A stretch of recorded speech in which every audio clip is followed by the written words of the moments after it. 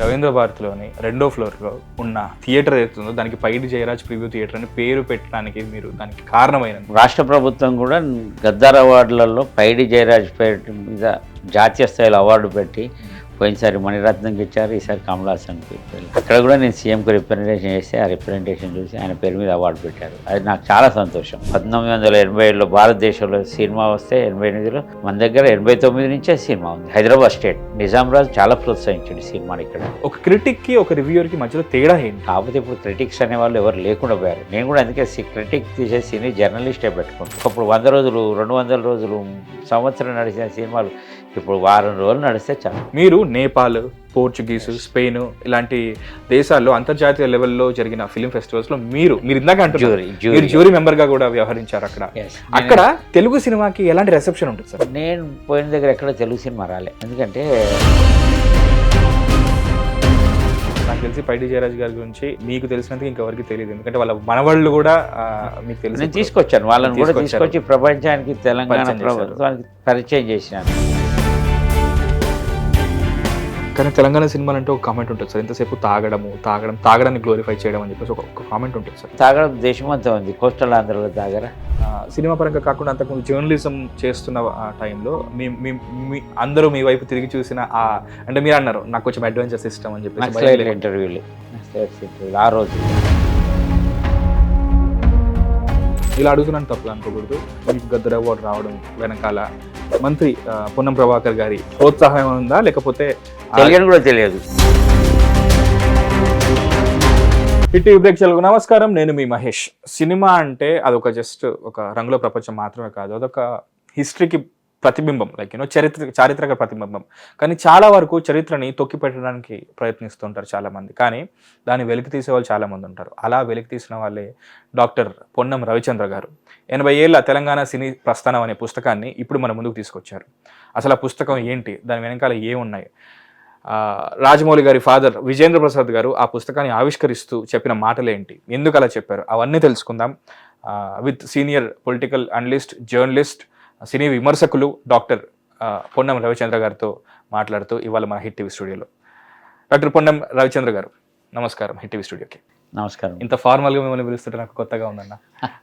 First of all ఈ entire discussion చేయడం కన్నా ముందు నేను మీకు మనస్ఫూర్తిగా థ్యాంక్స్ చెప్పాలనుకుంటున్నాను. ఎందుకంటే పైడి జయరాజ్ గారి గురించి మీరు రీసెర్చ్ చేసి రవీంద్ర భారతిలోని రెండో ఫ్లోర్లో ఉన్న ఆ థియేటర్ ఏదైతుందో దానికి పైడి జయరాజ్ ప్రివ్యూ థియేటర్ అని పేరు పెట్టడానికి మీరు దానికి కారణమైనందుకు, దాని వెనకాల మీ కృషి ఉన్నందుకు దానికి చాలా థ్యాంక్స్. ఎందుకంటే నాకు జరిగిన ఎన్నో సత్కారాలు అదే వేదిక మీద జరిగాయి. అందులో ఇది కూడా ఇప్పుడు రాష్ట్ర ప్రభుత్వం కూడా గద్దార్ అవార్డులలో పైడి జయరాజ్ పేరు మీద జాతీయ స్థాయిలో అవార్డు పెట్టి పోయినసారి మణిరత్నంకి ఇచ్చారు, ఈసారి కమల్ హాసన్కి.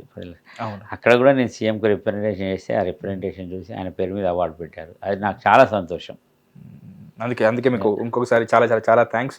వద్దాం ఇక్కడ వరకు వద్దాం, పైడి జయరాజ్ ప్రివ్యూ థియేటర్ వరకు దాని వెనకాల కృషి, దాని వెనకాల విజయం సాధించిన వరకు వద్దాం. కానీ దానికన్నా ముందు మామూలుగా ఇప్పుడు పెద్దవాళ్ళ గురించి చెప్తున్నప్పుడు వాళ్ళ బాల్యం, విద్యాభ్యాసం అంటుంటారు కదా. సో అంటే నాకున్న ఎక్సైట్మెంట్కి ఎక్కడో స్టార్ట్ చేసి ఎక్కడో ఏం చేయాలని ఉంది. కానీ పద్ధతి ప్రకారం బాల్యం నుంచి స్టార్ట్ చేద్దాము. మీ బాల్యం ఎక్కడ గడిచింది, ఎక్కడ పుట్టారు, మీ మూలాలు ఎక్కడ ఉన్నాయి, విద్యాభ్యాసం ఎక్కడ జరిగింది? మాది కరీంనగర్. అప్పుడు కరీంనగర్లో మా అవుట్స్కట్స్లో మా వ్యవసాయ క్షేత్రం ఉండేది. మేము అక్కడే పెరిగాము, అక్కడే అన్నీ కూడా చదువు అవన్నీ కూడా. మాది పూర్తి వ్యవసాయ ఆధారిత కుటుంబం. అమ్మ నాన్న చదువుకోలేదు. మేము 3 బ్రదర్స్, 2 సిస్టర్స్, 5. ఆ 5 అనే వ్యక్తులం ఇప్పటికి కూడా మేము ఉమ్మడి కుటుంబంగానే ఉన్నాము. ఎవరం కూడా పిల్లలు, మనవలు అందరం కూడా. అయితే ఆ రోజుల్లో పరిస్థితులు ఇంత డెవలప్మెంట్ లేదు. మా ఇంట్లో కరెంటు కూడా ఉండేది కాదు. నేను 10th వరకు, అన్నయ్య ఇంటర్ వరకు. కరెంట్ లేని రోజుల్లో కూడా కష్టపడి చదువుకున్నాం. తర్వాత వ్యాపార రంగంలోకి రావడం, 10th తర్వాత వ్యవసాయంతో పాటు వ్యాపార రంగంలోకి రావడం, ఆ వ్యాపారం నుంచి ఇంటర్ పూర్తి చేయడం, ఇంటర్ తర్వాత ఎస్ఆర్ఆర్ కాలేజీలో డిగ్రీ చేయడం. ఎస్ఆర్ఆర్ కాలేజ్ అంటే కరీంనగర్లో చాలా గొప్ప ఫేమస్ ప్రభుత్వంది. అప్పుడు ప్రైవేట్ కాలేజీలు లేవు కదా, అందులో సీట్ రావడమే మహాగగనం. అలాంటి కాలేజీలో చదువుకోవడం. కాలేజ్ డిగ్రీ తర్వాత ఎస్ఆర్ఆర్ డిగ్రీ కళాశాల. ఎస్ఆర్ఆర్ డిగ్రీ కళాశాల. ఆ తర్వాత కొంచెం గ్యాప్, వ్యాపార పరంగా, జర్నలిజం పరంగా గ్యాప్. తర్వాత లా చేశాను, లా కంప్లీట్ చేశాను, కానీ ప్రాక్టీస్ అయితే చేయలేదు. కానీ మొత్తం బాల్యం మొత్తం కరీంనగర్లో జరిగింది. కరీంనగర్. ఇంటి నుంచి ఎంత దూరం ఉండేది మీ స్కూల్? ఇంటర్ నుంచి దగ్గరే, ఎందుకంటే ముందు వచ్చేసి కశ్మీర్ గడ్డలో ఉన్నదని అది ఉమెన్స్ కాలేజ్గా మారింది మా స్కూలు. అప్పుడు వచ్చేసి మా ఇంటికి మరీ దగ్గరలో ఒక కిరాయి అద్దె భవనంలోకి వచ్చింది. అందులోనే ఎస్ఎస్సి పూర్తి చేశాను. ఇంటర్ కూడా చాలా ఒక 1 kilometre arts college, Geeta Bhavan చౌరస్తా దగ్గర ఉంటుంది. అందులో ఆర్ట్స్ కాలేజ్లో చదువుకున్నాను ఇంటర్. మీ పేరెంట్స్ ఏమో వ్యవసాయం చేసేవాళ్ళు, మీరేమో 5 అన్నదమ్ముళ్ళు, అక్క చెల్లెళ్ళు, అందరూ కలిసి 5 ఉండేవాళ్ళు. అందరూ కలిసి ఉమ్మడి కుటుంబం, ఇప్పుడు కూడా కలిసే ఉంటున్నారు. తర్వాత మీ స్థానాల్లో ఆ ఉన్నత శిఖరాలు అధిరోహించారు, మీ మంచి పొజిషన్స్ ఉన్నాయి. మరి అలాంటి వ్యవసాయ కుటుంబం నుంచి వచ్చి 5 చదివించడం అనేది చాలా పెద్ద విషయం కదా. సో ఎలాంటి ప్రోత్సాహం ఉండేది? చదువుకోమని చదువు అంటే అప్పుడు డబ్బులేం లేదు కదా, ప్రభుత్వ పాఠశాలలోనే కదా. మా చదువు అంతా కలిసి అంత వేలు కూడా ఖర్చు కాలేదు మా చదువు మొత్తం జీవితం అంతా. ఎందుకంటే ప్రభుత్వ పాఠశాలలో ఉచితమే కదా చదువు, ఫీజులు అలాంటివి ఏం లేకుండా. ఇప్పటి ఉన్నట్టుగా కార్పొరేట్ విద్య కాదు, అన్ని బుక్స్ కాదు, అన్ని ల్యాప్టాప్లు కాదు. ఎల్కేజీకి యూకేజీకి లక్షలు కదా. అది మీరు 3 అన్నదమ్ములు ఇప్పుడు మంచి చాలా ఉన్నతమైన పొజిషన్లో ఉన్నారు. చిన్నప్పుడు ఎవరు చదువులో కానీ, ఆటల్లో కానీ, మిగతా విషయాల్లో కానీ ఎవరు ఎక్కువగా ఏ రంగాల్లో చురుగ్గా ఉండేవాళ్ళు? అన్నయ్య. తను చదువులో కూడా ఎక్కువ బుక్స్ చదివేవాడు. అన్నీ కూడా ఏదైనా బుక్ ఉంటే చదివే వరకు అసలు దిక్కులు చూడకుండా చదివాడు. ఆటోలో కూడా ఫుట్బాల్ ఆడేవాడు. అన్నీ అన్నయ్యనే ఉండేవాడు. నేను ఎక్స్ట్రా వేరే పనులు, అటు వ్యవసాయం నాన్నకు తోడుగా.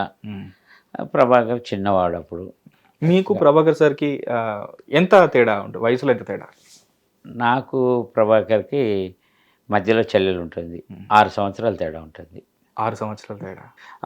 అయితే 10th వరకు మీ బాల్యం ఏదైతే అక్కడ కరీంనగర్లో గడిచిందో, ఆ తర్వాత కొన్ని కీలకమైన టర్నింగ్ పాయింట్లు కొన్ని సంభవించినాయి మీ లైఫ్లో. అదేంటంటే మీరు ఒక బుక్ షాప్ పెట్టడం. అది నేను 10th అయ్యాక బుక్ స్టాల్ పెట్టాం. బుక్ స్టాల్ పెట్టినప్పుడు ఆ రోజుల్లో వచ్చే నావెల్స్, డిటెక్టివ్ నావెల్స్ కానీ, సోషల్ నావెల్స్ కానీ, మ్యాగజైన్స్ కానీ బాగా చదవడం అలవాటైంది. టైం చాలా ఉండేది. ఆ మధ్యలో కస్టమర్స్ లేనప్పుడు ఆ బుక్స్ చదివి సరస్వతి నన్ను అనుగ్రహించి ఆ వైపుకు నాకు అంటే అంటే మనకు ఒక నాలెడ్జ్ అనేది ఇంప్రూవ్ అయింది. ఇంప్రూవ్ అయిన దశలోనే అప్పుడే నాకు అలిశెట్టి ప్రభాకరు, మన అంపశయ్య నవీన్ గారితో పరిచయం ఏర్పడడం. అంపశయ్య నవీన్ వాళ్ళతో పరిచయం ఏర్పడడం, వాళ్ళు రాసే బుక్స్ చూడడం, వాళ్ళు రాసే కవితలు చూడడం. వాళ్ళ అలిశెట్టి ప్రభాకర్ మా కాంప్లెక్స్లోనే అద్దెకుండేవాడు, శిల్పి స్టూడియో. ఎక్కడ సార్ ఇది? మంకమ్మ తోట, మంకమ్మ కాంప్లెక్స్. నేను ఆ తర్వాత హోటల్ పెట్టుకున్నాం కదా. అప్పుడు హోటల్ మూసేసిన తర్వాత అక్కడ వెళ్ళి ఆయన దగ్గర కూర్చోవడం, రాత్రులు ఫోటో స్టూడియోలో ఆయన రాసే చిట్టి కవితలు ఇవన్నీ చూడడం. అట్లనే అంపశయ్య నవీన్ వాళ్ళ ఇంట్లో ఒక కుటుంబ సభ్యుల్లాగా నేను పెరగడం, ఆయన రాసేవి చూసి నేను కూడా రాద్దామనే ప్రయత్నం చేసి నన్ను మిత్రులంతా ఎంకరేజ్ చేయడంతో నేను ఆ రోజుల్లో లలిత గేయాలు రాశాను. రాసిన లలిత గేయాలు మా మిత్రులు చారి అని, ఇంకా మోహన్ స్వామి, వీళ్ళంతా రేడియోలో పాడేవాళ్ళు. మంచి పేరు వచ్చింది. 25 దాకా ప్రసారం లలిత గేయాలు. అప్పుడు అంతా లలిత గేయాలు రేడియోలో. అది అలా కొంచెం రచన వైపు నాకు ఇంట్రెస్ట్ కలిగి రాసుకొని పెట్టుకునేవాడిని. చాలా రాశాను కవితలు కూడా. అప్పుడు ఆంధ్రజ్యోతి వాటిలలో వచ్చాయి చిన్న కవితలు. కానీ అవన్నీ ఇప్పుడు నా దగ్గర లేవనుకోండి. అన్నీ కాలగర్భంలో. మీరు చాలా పేదరికంలో పెరిగి ఒకటి ఉండి ఒకటి లేని అలాంటి నేపథ్యం నుంచి వచ్చిన మీకు రేడియో కూడా ఇంట్లో వచ్చినప్పుడు తర్వాత వసతులు లేవు. పేదరికమేం కాదు, పేదరికం ఏం లేదు. ఎందుకంటే మాకు భూములు ఉన్నాయి, ల్యాండ్ లార్డ్స్, వ్యవసాయం ఉంది, ఆవులు, బర్రెలు ఇలాంటివన్నీ పాడి ఉంది, పంట ఉంది. వసతులు లేవు. కరెంట్ లేదు, రేడియో లేదు, టీవీ లేదు, ఇలాంటివి అంటే అక్కడ ఆ ప్రాంతంలోనే లేదు, వెనుకబడిన ప్రాంతం. టీవీ ఫస్ట్ టీవీ కరీంనగర్లో రిలే స్టేషన్ పెట్టిన తర్వాత మా ఇంట్లో ఫస్ట్ టీవీ తీసుకున్నాక కొన్ని రోజులకి ఇందిరాగాంధీ చనిపోయింది. అప్పుడు ఇందిరాగాంధీ తీసుకొచ్చింది. అట్లా ఏ అవకాశం వస్తుంటే ఆ అవకాశం మా నాన్న మాకు ఎక్కడ కూడా కొదవ కాకుండా లేకుండా పెంచాడు. అవకాశాలు లేవు, చిన్నప్పుడు ఇబ్బందులు అంటే అలాంటివే మనకు అందుబాటులో ఉంటే అన్నీ సమకూర్చిండు. ఏ విధంగా కానీ ఫుడ్లో కానీ ఎక్కడ కూడా మా కోరికలు బట్టల విషయంలో కానీ పేదరికం కాదు, పేదరికం లేదు. అంటే వసతులు లేని స్టేజ్ నుంచి రేడియోలో మీ లలిత గేయాలు వచ్చేవన్నమాట. ఎస్. అంటే ఇక్కడ ఇంకో విషయం కూడా మాట్లాడుకోవాలి సార్. ఇలాంటి లైట్లు, ఫ్లడ్ లైట్లు అవన్నీ లేవు, సెటప్ లేదు అసలు. సెటప్ కాదు, మామూలుగా దీపంలో నూనె వేసి వత్తి పెట్టుకొని దాన్ని ఆ వెలుగులోనే చదువుకున్నాం. ఆ వెలుగులోనే భోజనాలు, ఆ వెలుగులోనే భోజనాలు. ఇప్పుడులాగా రాత్రి 10-11 7 భోజనం చేసినట్టు ఎక్కల పడుకోవాలి. మీకేమనిపిస్తుంది ఆ రోజులు బాగున్నాయి, ఈ రోజులు బాగున్నాయి? అంటే ఒక మనిషి అన్నాడు, మా ఊరికి కరెంట్ వచ్చి ఊరు అందం పాడైపోయింది అన్నాడు, ఒక కవి అన్నాడు అనమాట. ఆ రోజుల్లో బాగున్నాయంటే ఆ రోజుల్లో వసతులు లేవు, ఈ రోజు మరీ ఎక్కువైనాయి. మిడిల్లో బాగుండే, 80s బాగుండే. అలాంటి పరిస్థితి మన కరోనా అప్పుడు చూసాం. ఆకాశం ఇట్లా పడుకొని చూస్తాం, చాలా నిర్మలంగా, పొల్యూషన్ లేకుండా మనుషులు. అప్పుడు మేము నేను 70s 80s మేము వ్యవసాయానికి వెళ్ళినప్పుడు రాత్రి వరి కోతలు జరిగినప్పుడు అక్కడ పడుకునే వాళ్ళం. నైటు ఆ వరి కుప్పల మీద పడుకుంటే చూస్తే ఆకాశం ఎంత హాయిగా ఉన్నదో. మన కరోనా అప్పుడు మళ్ళీ ఆ పరిస్థితి. Thanks to corona. అయితే ఇక్కడ ఇంకో విషయం ఏంటంటే, మనకి ఎలాంటి మిత్రులు ఉంటారో మన అలవాట్లు కూడా దానికి తగ్గట్టు ఉంటాయి అన్నట్టు. మీకు అలిశెట్టి ప్రభాకర్ గారు, నవీన్ గారు, ఇంకా చాలా మంది పేర్లు. తర్వాత జర్నలిస్టులతో జర్నలిజం వైపుకి వచ్చాను. మాడపూసి శ్రీధర్, దామర్ల సాయిబాబా లాంటి వాళ్ళతో. అది అంటే మీరున్న ఏజ్ కూడా చాలా ఇంపార్టెంట్ ఏజ్ సార్. అంటే ఎటువైపు అయితే మనం ఆకర్షింపబడతామో అటువైపు మన కెరీర్లు కూడా మోల్డ్ అవుతుంటాయి. కానీ మీకు ఆ time 19-20 years like teenage, proper teenage. అంతే. లక్కీగా మీకు అలాంటి ఫ్రెండ్స్, అలాంటి మనుషులతో మీకు సావాసం ఏర్పడడం వల్ల మీరు జర్నలిజం వైపు రాగలిగారు. అయితే మీ ఓన్ బుక్ స్టాల్లో మీరు ఎలాంటి పుస్తకాలు చదివేవాళ్ళు? మీరు ఎక్కువగా మీకు ఫేవరెట్ అనిపించినవి అంటే చాలా సంవత్సరాలు అయిపోయింది, గుర్తున్నాయి? ఎందుకు గుర్తులేదు ఇప్పుడు. అదే అప్పుడు ఉన్నవే ఇప్పుడు కూడా చదువుతుంటే అలవాటు. డిటెక్టివ్ నవలలు చదివాను. డిటెక్టివ్ నవలలు కొమ్మూరు వేణుగోపాలరావు, మధుబాబు ఇలాంటివి. వీటిలో వచ్చి మూరి వీరేంద్రనాథ్, ఎద్దనపూడి సులోచన రాణి, మాదిరెడ్డి సులోచన, వీళ్ళంతా పేర్లు కూడా గుర్తున్నాయి. అలాంటి నవలలు ఇప్పుడు చదివే అంత అది లేదులే. ఇప్పుడు అవన్నీ తగ్గిపోయాయి. జస్ట్ పేపర్, ఆ పేపర్ కూడా మన అరచేతిలోకి వచ్చింది. అంతా ఆన్లైన్లో వస్తున్నాయి, డిజిటలైజేషన్ అయిపోయింది. ఇప్పుడు వెళ్ళి అక్కడ పేపర్ పట్టుకొని చదవాల్సిందంత అవసరం, మన ఇష్టం ఉన్నది. ఇప్పుడు డిజిటల్ పేపర్ కూడా కాదు, మీమ్స్ తో తెలిసిపోతుంది. యాప్స్ చిన్నగా వే టు SMS అని చెప్పేసి ఏం జరిగింది, ఎంత జరిగింది, ఎవరు చేశారు అయిపోయింది, క్షణాల్లో తెలిసిపోతుంది. న్యూస్ తెలిసిందా అంటే తెలిసింది అంతే. ఏవన్నీ వచ్చినా బుక్ చదవడంలో నా నాలెడ్జ్, పుస్తకం చదివినవాడు ప్రపంచాన్ని చదివినట్టే నా దృష్టిలో. ఇప్పటికి కూడా మనం అవన్నిటిని ఇంత బుక్ ఎవరు చదువుతారంటారు. మనకు మంచి నాలెడ్జ్ అంటే మళ్ళీ బుక్స్ చదవాల్సిందే. బుక్స్లో వివరంగా ఉంటుంది. 19-20 yearsకి మీకు అలాంటి ఫ్రెండ్స్ ఉండడం వల్ల మీరు జర్నలిజం వైపు రాగలిగారు. బుక్ షాప్ కూడా బాగా నడుస్తుంది. అది నడుస్తుండగా కూడా మీరు ఒక హోటల్ పెట్టారు ఆ టైంలో. అది చాలా టర్నింగ్ పాయింట్ అయింది మీ లైఫ్లో కూడా. మీ ముగ్గురు అన్నదమ్ములకు పరిచయాలు ఏర్పడడం, రాజకీయాలకు నాంది పలికింది. అదంటే హోటల్ ఎందుకు పెట్టాలనుకున్నారు మీరు? అంటే అటువైపు ఎందుకు? అది మా నాన్న చదువుకోకుండా చాలా ముందు చూపు. పిల్లలు నాలాగా కష్టపడకూడదు, మంచి భవిష్యత్తు ఉండాలి, ఆర్థికంగా ఎక్కడ ఇబ్బంది ఉండకూడదు. ఆయన వేళ మా కోసం తను కష్టాలు పడ్డాడు. తను చిన్నప్పుడు అప్పుడు ఇంకా వసతులు లేవు. వాళ్ళు భూమి ఉన్నది, భూమి ఉన్న వాళ్ళకి ఏంటి వ్యవసాయం చేసుకోవడం అంతే కదా, ఇంక ఇలాంటివి ఏమి ఉండవు కదా. అవన్నీ ఆయన మాకు చెప్పేవాడు. చాలా మమ్మల్ని అయితే మా అమ్మ నాన్న ఒక వేలు బట్టి ముందుకు నడిపారు. మేము వాళ్ళ ఈ స్థాయికి ఉన్నామంటే కారణం వాళ్ళే. వాళ్ళ ఆశీర్వాదాలు ఉన్నాయి కాబట్టి. వాళ్ళ ఆశీర్వాదం. ముగ్గురు ఏంటి మీ చెల్లెళ్ళు, అక్కలు కూడా అందరం కూడా బాగున్నాం. సో అలా హోటల్ పెట్టారు. అక్కడ చాలా మంది వచ్చి అక్కడ కూర్చొని పరిచయాలు పెరిగాయి.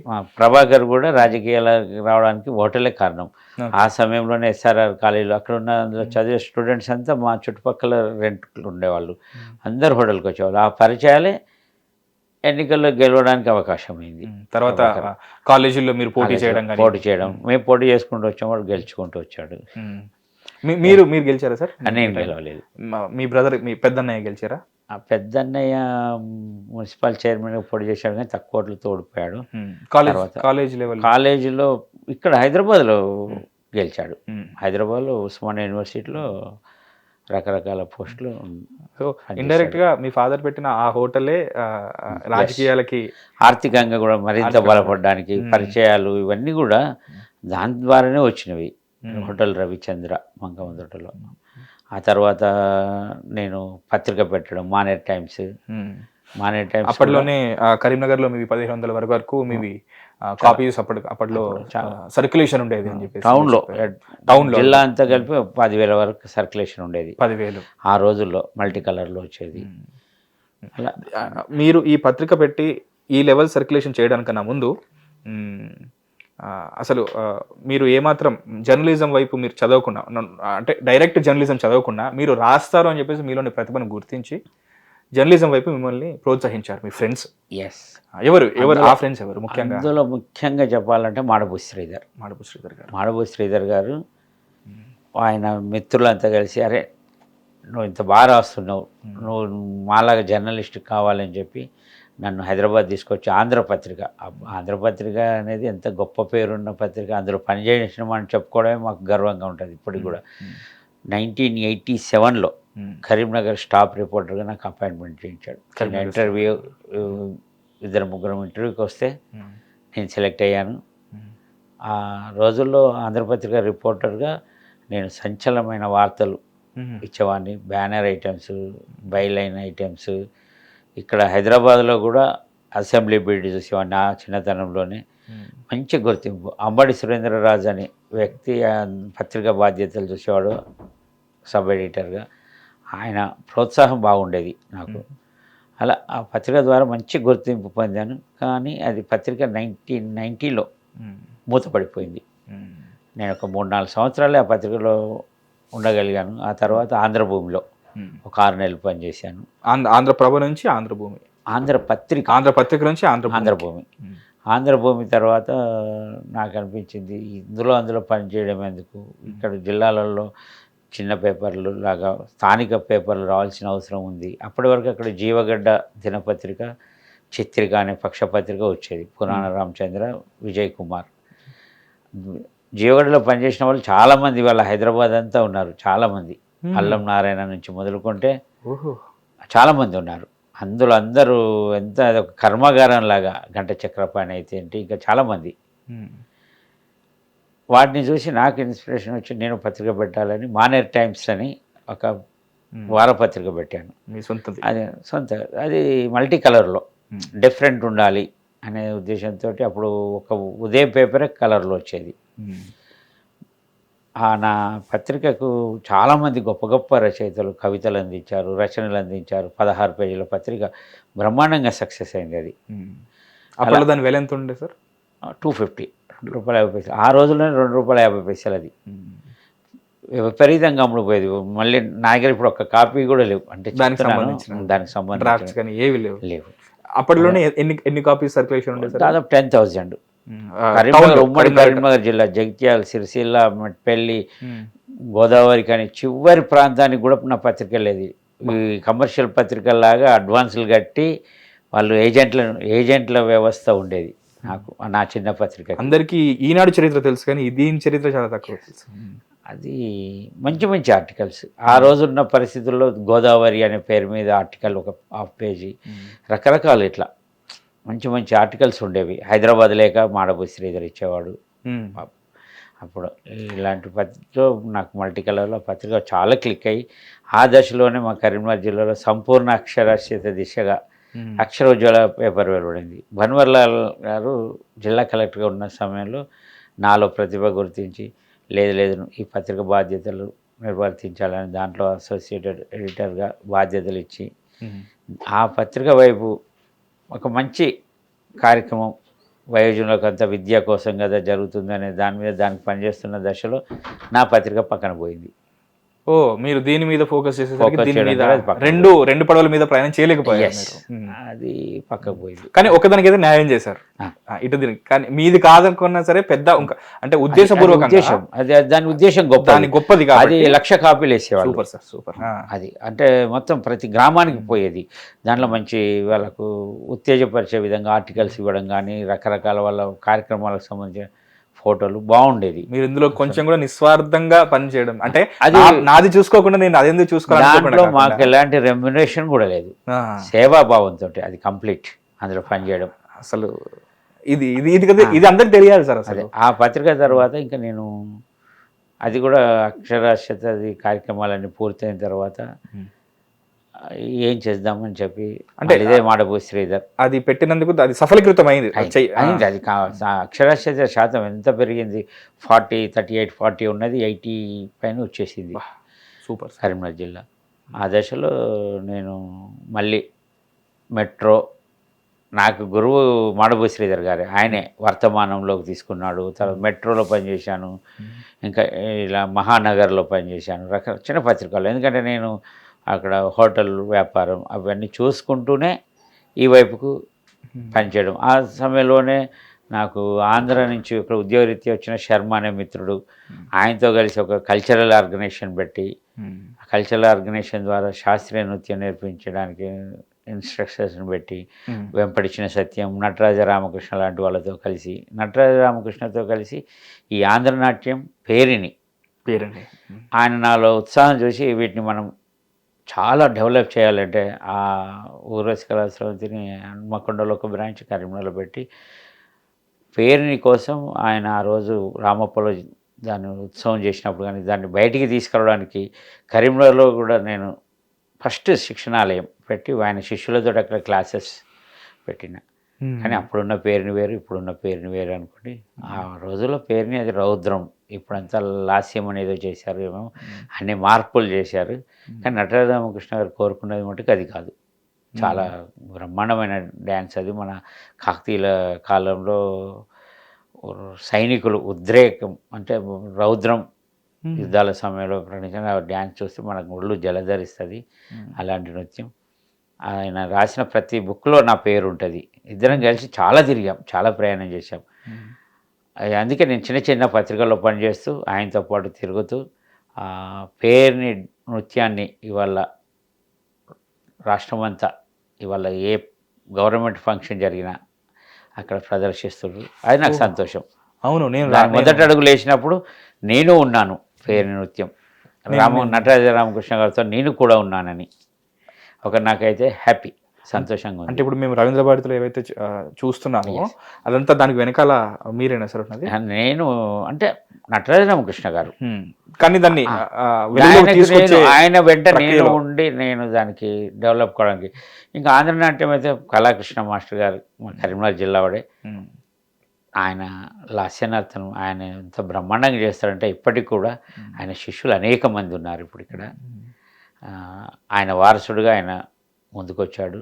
నటరాజ రామకృష్ణ గారికి చాలా బ్రహ్మాండమైన నృత్య రీతులు, నవజనార్దన పారిజాతము, పుష్పాభిషేకం ఇలాంటివన్నీ కూడా ఆ ప్రక్రియలన్నీ ఆయన చేసినట్టు ఎవరు చేయలేరు. అలాంటి ప్రక్రియలు భరతనాట్యం కూచిపూడిలో కూడా నాకేమంతా అది కాదు. ఆంధ్రనాట్యంలో చాలా బ్రహ్మాండమైన నాట్య రీతులు ఉన్నాయి.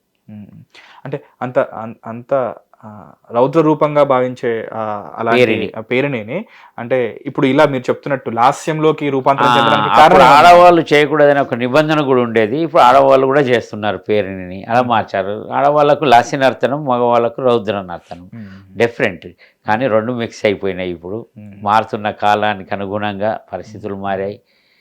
అన్ని మాస్టర్లు కూడా వాళ్ళంతా నటరాజ రామకృష్ణ శిష్యులే. నేను వాళ్ళందరికీ తెలుసు. నేను అప్పుడు ఎలా కరీంనగర్లో మా దగ్గర ఇన్స్ట్రక్టర్స్ వాళ్ళు అంతా కూడా ఆ గౌరవం ఉంది. నేను అప్పుడు చేసిన కృషి అందరికీ తెలుసు. మళ్ళీ మీ జర్నలిజం వైపు వద్దాం సార్.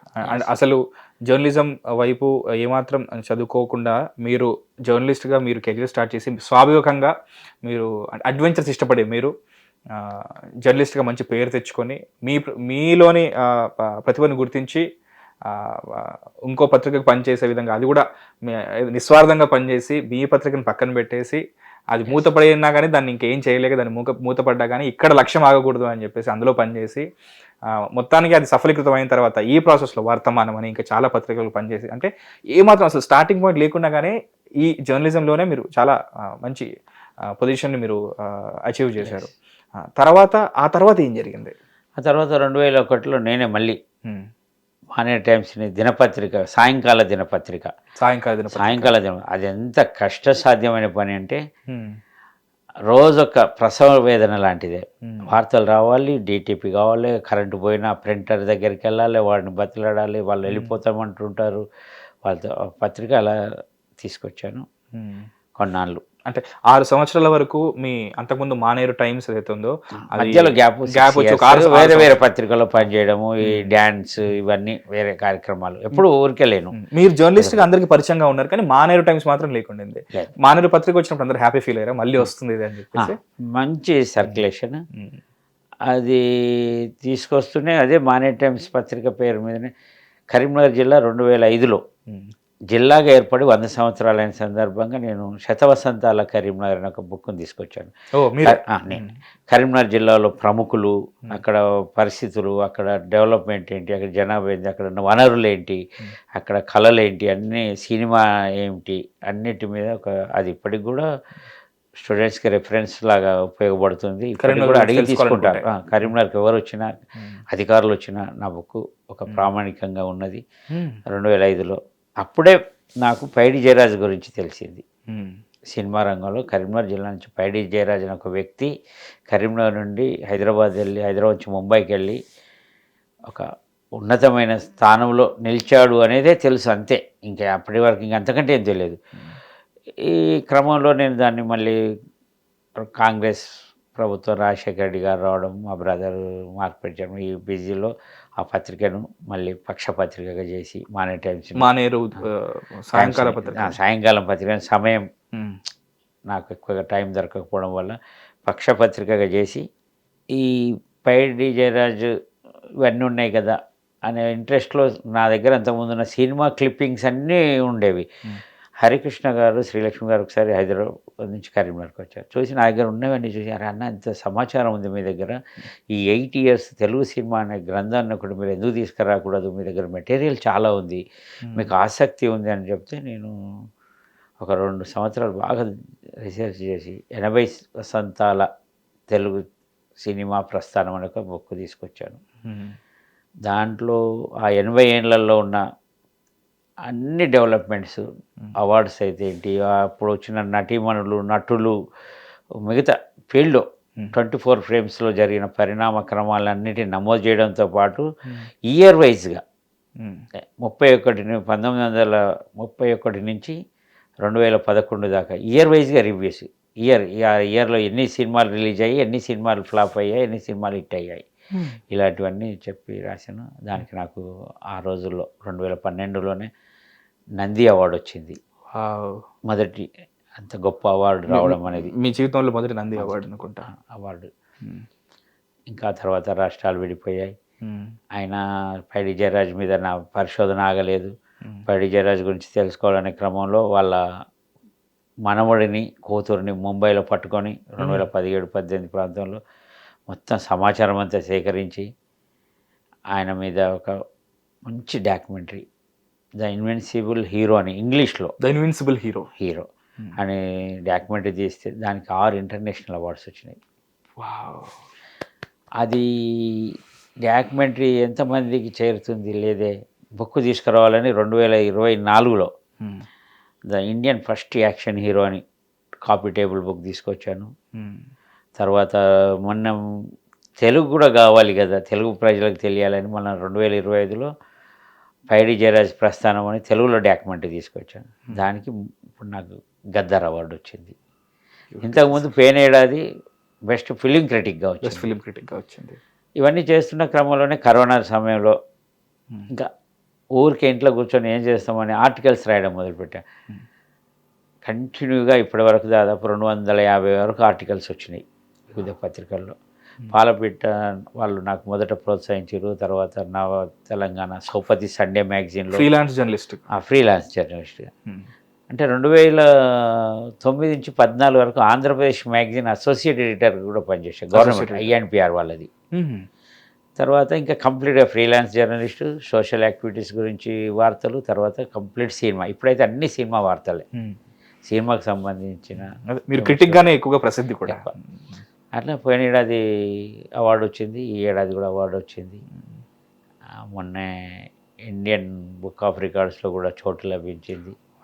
జస్ట్ ఈ ఏడాది నేను తెలంగాణ సినీ ప్రస్తావన, తెలంగాణ సినిమా అసలు లేనే లేదు అంటున్న వాళ్ళకి నా బుక్ చూస్తే తెలుస్తుంది.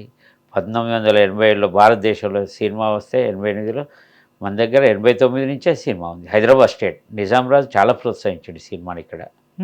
ఆ రోజుల్లో మూకీ చిత్రాల కాలంలోనే ఇక్కడ సినిమాలు ఉండేవి. అదంతా ఇప్పుడు ఆ బుక్లో ఉన్నది. గ్రేట్ సార్, చాలా గ్రేట్. మీరు క్రిటిక్గానే ప్రసిద్ధి, అంటే విమర్శకులు అని చెప్పేసి మిమ్మల్ని అలాగే అడ్రస్ చేస్తుంటారు కూడా. అంటే మీరు యాక్టివ్గా న్యూస్ కవర్ చేస్తూనే ఒక సీనియర్ జర్నలిస్ట్, ఇటువైపు ఎలా మీకు ఆసక్తి కలిగింది? అంటే చిన్నప్పుడు సినిమాలు చాలా చూసేవాడిని, సినిమాల మీద ఉన్న ఇంట్రెస్ట్. సినిమా మ్యాగజైన్లు, బుక్ స్టాల్ ఉన్నప్పుడు సినిమా మ్యాగజైన్లు చాలా చూసేవాడిని. ఆ ప్రభావం చాలా ఉంది. మీకు చిన్నప్పుడు చూసిన సినిమాలు ఏం గుర్తున్నాయి మీకు? అంటే మిమ్మల్ని బాగా గుర్తుండిపోయినవి. ప్రభావితం అంటే చాలా చేస్తాయి, కానీ గుర్తుండిపోయిన సినిమాలు ఉంటాయి. ఇవి కదా మంచి ఆనిముత్యాలు లాంటి సినిమాలు అనిపిస్తాయి కదా. అట్లా మీరు చూసిన ఏజ్ లో మంచి మీలమైన సినిమాలు ఏవి? ఆకలి రాజ్యం, మరో చరిత్ర, దసరా బుల్లోడు, ఎన్టీఆర్ దానవీర శూరకర్ణ, ఇలా చాలా సినిమాలు. అంటే కమల్ హాసన్ అభిమాన నటుడు, జయసుధ కూడా అభిమాన నటి. జయసుధ కూడా బుక్స్ అని ఇచ్చారు. ఇప్పుడు నాది నెక్స్ట్ ఒక 3-4 monthsలో జయసుధ బయోగ్రఫీ బుక్ వస్తుంది. 91లో నేను సినిమా తీయాలని మద్రాస్ వెళ్ళాను. మీరు సినిమా చేద్దామని వెళ్ళాను. వెళ్తే మన జయసుధ అడ్రస్ తీసుకెళ్తే చాలా ముఖ పరిచయం లేకుండా మంచి రెస్పాన్స్ ఇచ్చి నాకు వద్దని వారించి నాకు ఇచ్చే కలికాలం సినిమా ఆమె హిట్ అయిన సందర్భంలో ఇంట్లో మంచి ఆతిథ్యం ఇచ్చి నన్ను వద్దని చెప్పి పంపింది. అప్పుడు దేవదాస్ కనకాల గారు నాకు మంచి మిత్రుడు. దేవదాస్ కనకాల గారు ఇంకా అది వద్దనుకున్నాం కాబట్టి ఇక్కడికి వచ్చి అక్షర ఉజ్వలలో వర్క్ నడుస్తుంది కదా, అక్షరాస్యత పేరు మీద ఒక డాక్యుమెంటరీ చేద్దామని నవోదయం అనే టెలి సీరియల్ చేశాము అప్పుడు.